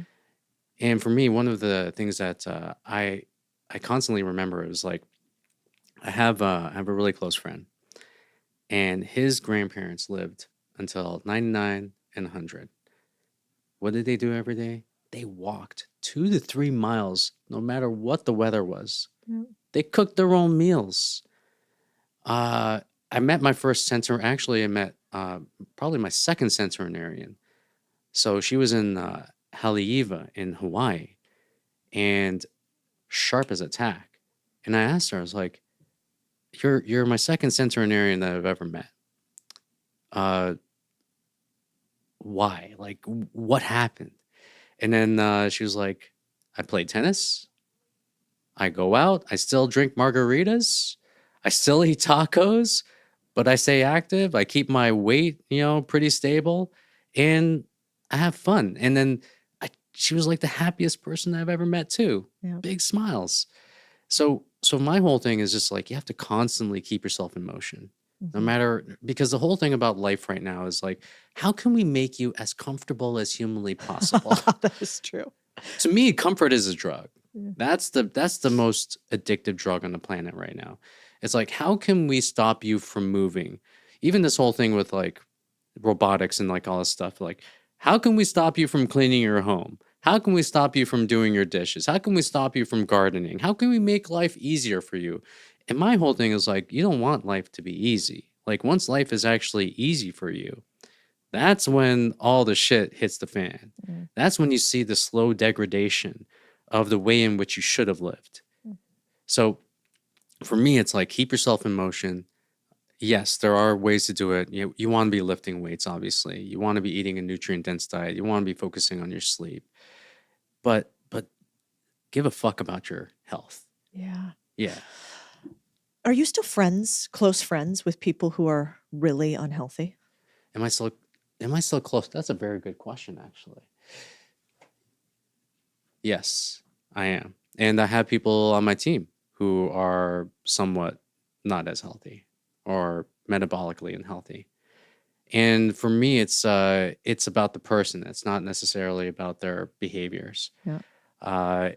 But yes. Do you think that being unhealthy or being fit is contagious? To a certain degree, yes. But will it be contagious for everybody? It depends on how much resistance that they're seeing inside themselves. Also depends like how sensitive they are as well. I remember I had a conversation with a guy who used to be my friend, and and for me, I'm actually of the mind of like, hey, if I'm a friend, I gotta be straight up with you, right? And I hadn't seen this guy for probably like 3 to 5 years, or actually probably 3 years. And he had gained probably, I would say, like 40 to 50 pounds on his body. First time seeing him, like, whoa. And my wife was just like, whoa, like, holy crap, what happened? So we're walking down the street one day, and I was like, yo, are we going to do something about this? Like, I'm willing to help. What do you need? And then he was just like, and then I just pretty much ran up against a brick wall. Dan, you don't know what I'm going through. You don't know what's happening in my life. And you don't know this and you don't know that. I'm just like I never asked that. I just want to know if you need help. And for a lot of people, they are stuck in this story of why they can't get in shape, of like why they can't do this stuff, of like why this is all happening to them. And for me, it's like me being like the guy that I am, it's like I almost like turned from like a type B to like a type A personality by just getting my body in shape and being like a hard driver, being so motivated. For me, it's almost like I don't know why people would not want to do this. Because do you not want to have more energy? Do you not want to make more money? Do you not want to be more confident?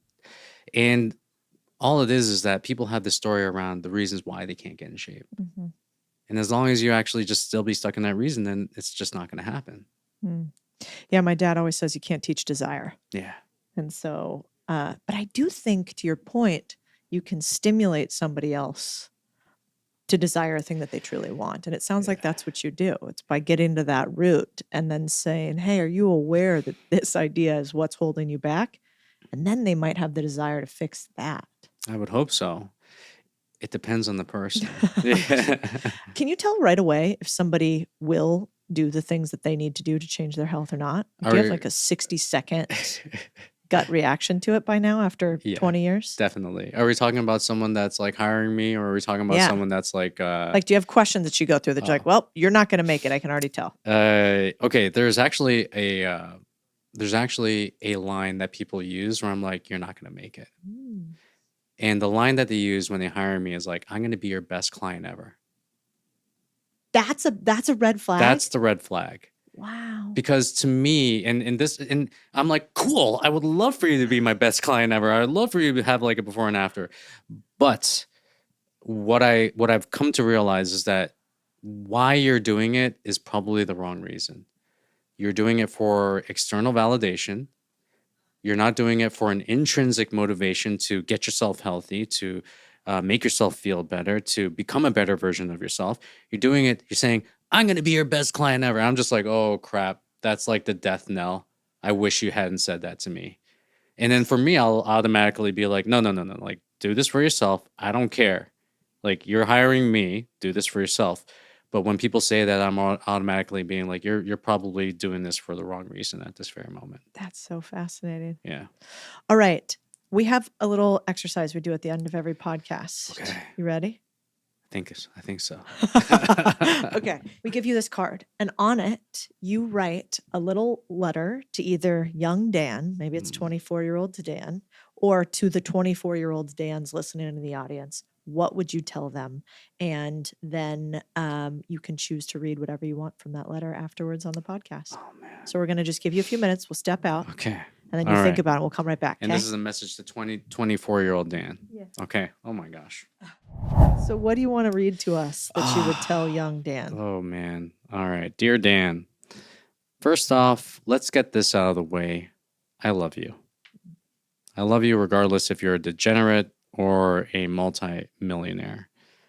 But let's be straight up. Right now, you're not living up to your full potential. There is a world awaiting you, but only if you choose to pick yourself up and take responsibility for your life. You are so much more than you are showing right now. Lean into your resistance and trust that there's a plan for you.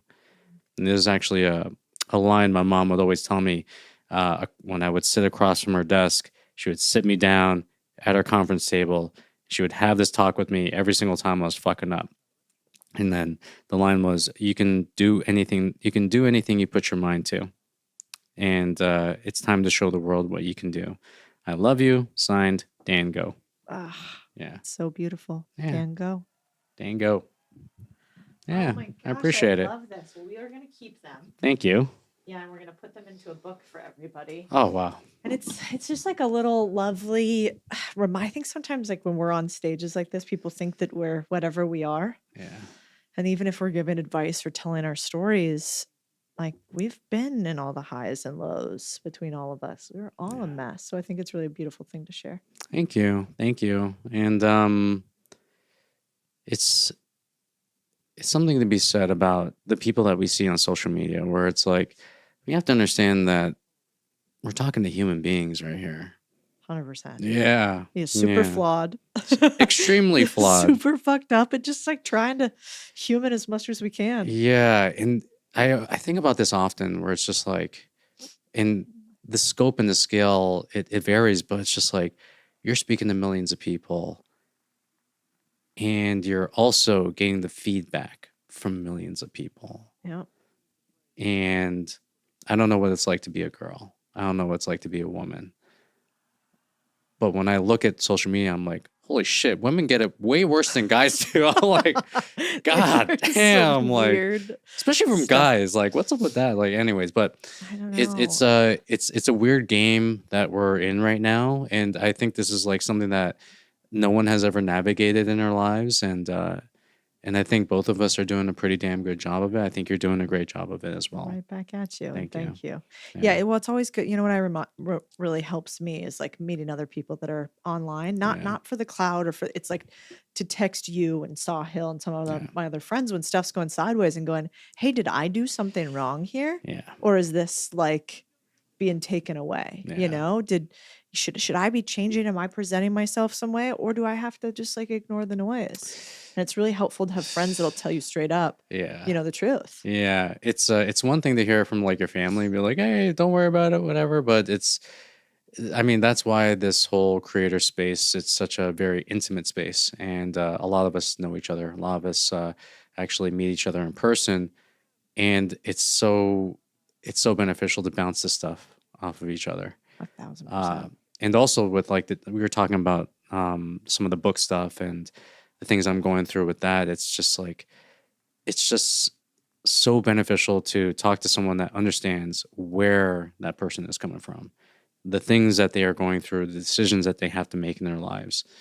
And yeah, I'm grateful that I'm friends with a lot of the people that I interact with online. So, yeah, same. Yeah, and it does. You really quickly figure out who your real homies with or not, too, Yeah. because that's the Yeah. other one. I always think that I'm friends with everybody. I'm like a golden retriever. Yeah. And then I'm like, oh, wait, we're not friends. You're just charismatic. It's- Whoops. It's so funny because you probably see this depending on the levels of which you jump across. Yeah.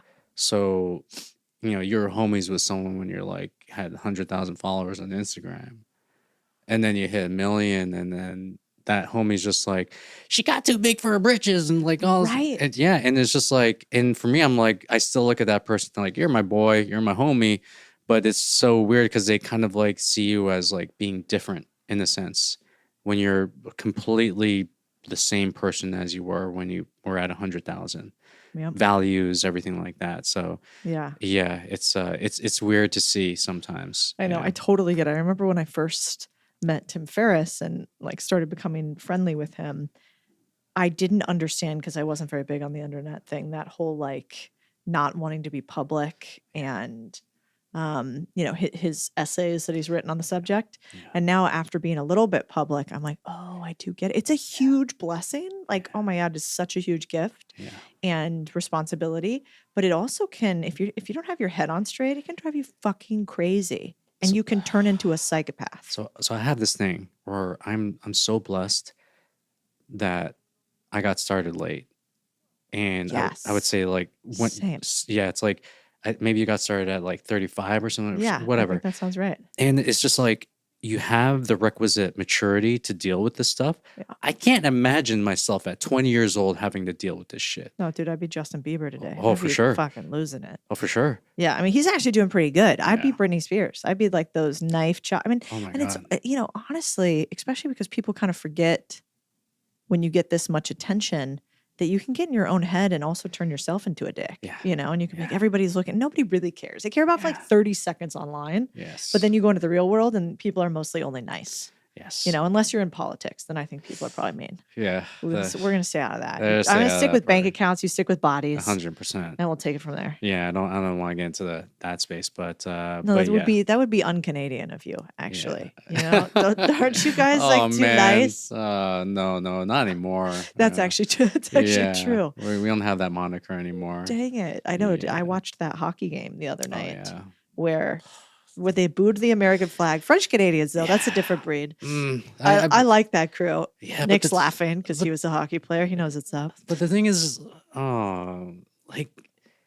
We did beat the shit out of you guys then, but then you Yeah, came it back is. and then you beat us next time. So now we're all even and everybody could be cool. I don't have that sports thing in me, like I don't have that. Oh, you're I just don't, And but then at the same time, when the Canadians were booing the Americans, I was just like, oh shit, we got a long way to go, man. We got a long way to go if this is happening, and you're seeing them as an enemy right now. Yeah, it's true. I was just like, it broke my heart when it happened. Aw. It did, because I was just like, that's not. I mean, it says so many things Yeah. that I am just not in agreement with whatsoever. Yeah, So, I agree. Well, we'll let you hang out in America now still then. I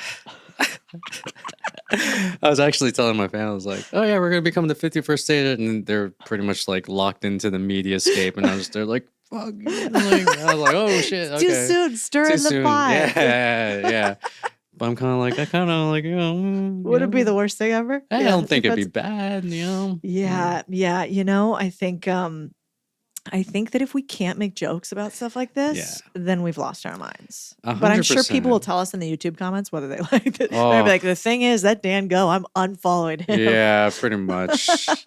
It'll be No way. like- Your Twitter is, and I'm not saying this just because you're on here, or X, I can't keep calling it that, Yeah. but is so good. And I Thanks. go to it a lot and I think about like the way that Dan phrases this for the body is what I think for the bank account. And then I kind of like try to craft like, I think it really makes me think about things. Yes. And so you do a lot more than just talk about health. Thank you. And for me, it's like there's so many corollaries between the finance and also the fitness. Mm-hmm. All of the same principles almost apply. Yeah. But then it's just like you have to. It's almost like you tweak them a little bit. Yeah. And for me, I guess like when you become so deep in one little area, then you start to see the world in that area. You start to kind of like mold the world and like, okay, so that's why I call it the body dashboard. That's why you have to know your numbers and like all this kind Yeah. of stuff, because I'm both into entrepreneurship and fitness. So it's like when you get deep into something, then it just becomes this view in which you see the world. And you try to kind of expand that a little bit, but yeah, I try to do my best. I'm not perfect, but No, we'll see it's what good stuff, happens. man. Thank you Yeah. for all the inspiration. You're I the man. appreciate it. I Dan look up to Go- you, man. Oh. I look up to you. Oh my You got a gosh. laundromat fetish? Is that why you No, follow along? I'm honestly like I do. I look at the way in which you present yourself. I look at the way in which you are actually dealing with conflict. Commendable, very commendable, because I've seen some shit and I'm just like, okay, cool. Like, she ignores and, doesn't give this shit energy, right? Yeah. But at the same time, I look at the rocket ship that you're on, and I look at the way in which you are doing things, and it comes from a place where I really do think it's like coming from a place where it's like you have this like black belt knowledge, it's like the black belt like sensei knowledge, and then you're doing it in a way that's just so educating and entertaining. And I look at your content, I'm just like, okay, cool, like this is it right here. Yes. So yeah. Nick, you hear that? Are we proud? Yes. He goes, Great double job. thumbs up. Great job. No, you guys are doing fantastic work. So, Oh, you're yeah. the man. Dango, Yeah. thank you so much for having us. Thank Dango you. on all the socials. Yeah, Dango on all socials. Good time. Yeah. Yeah.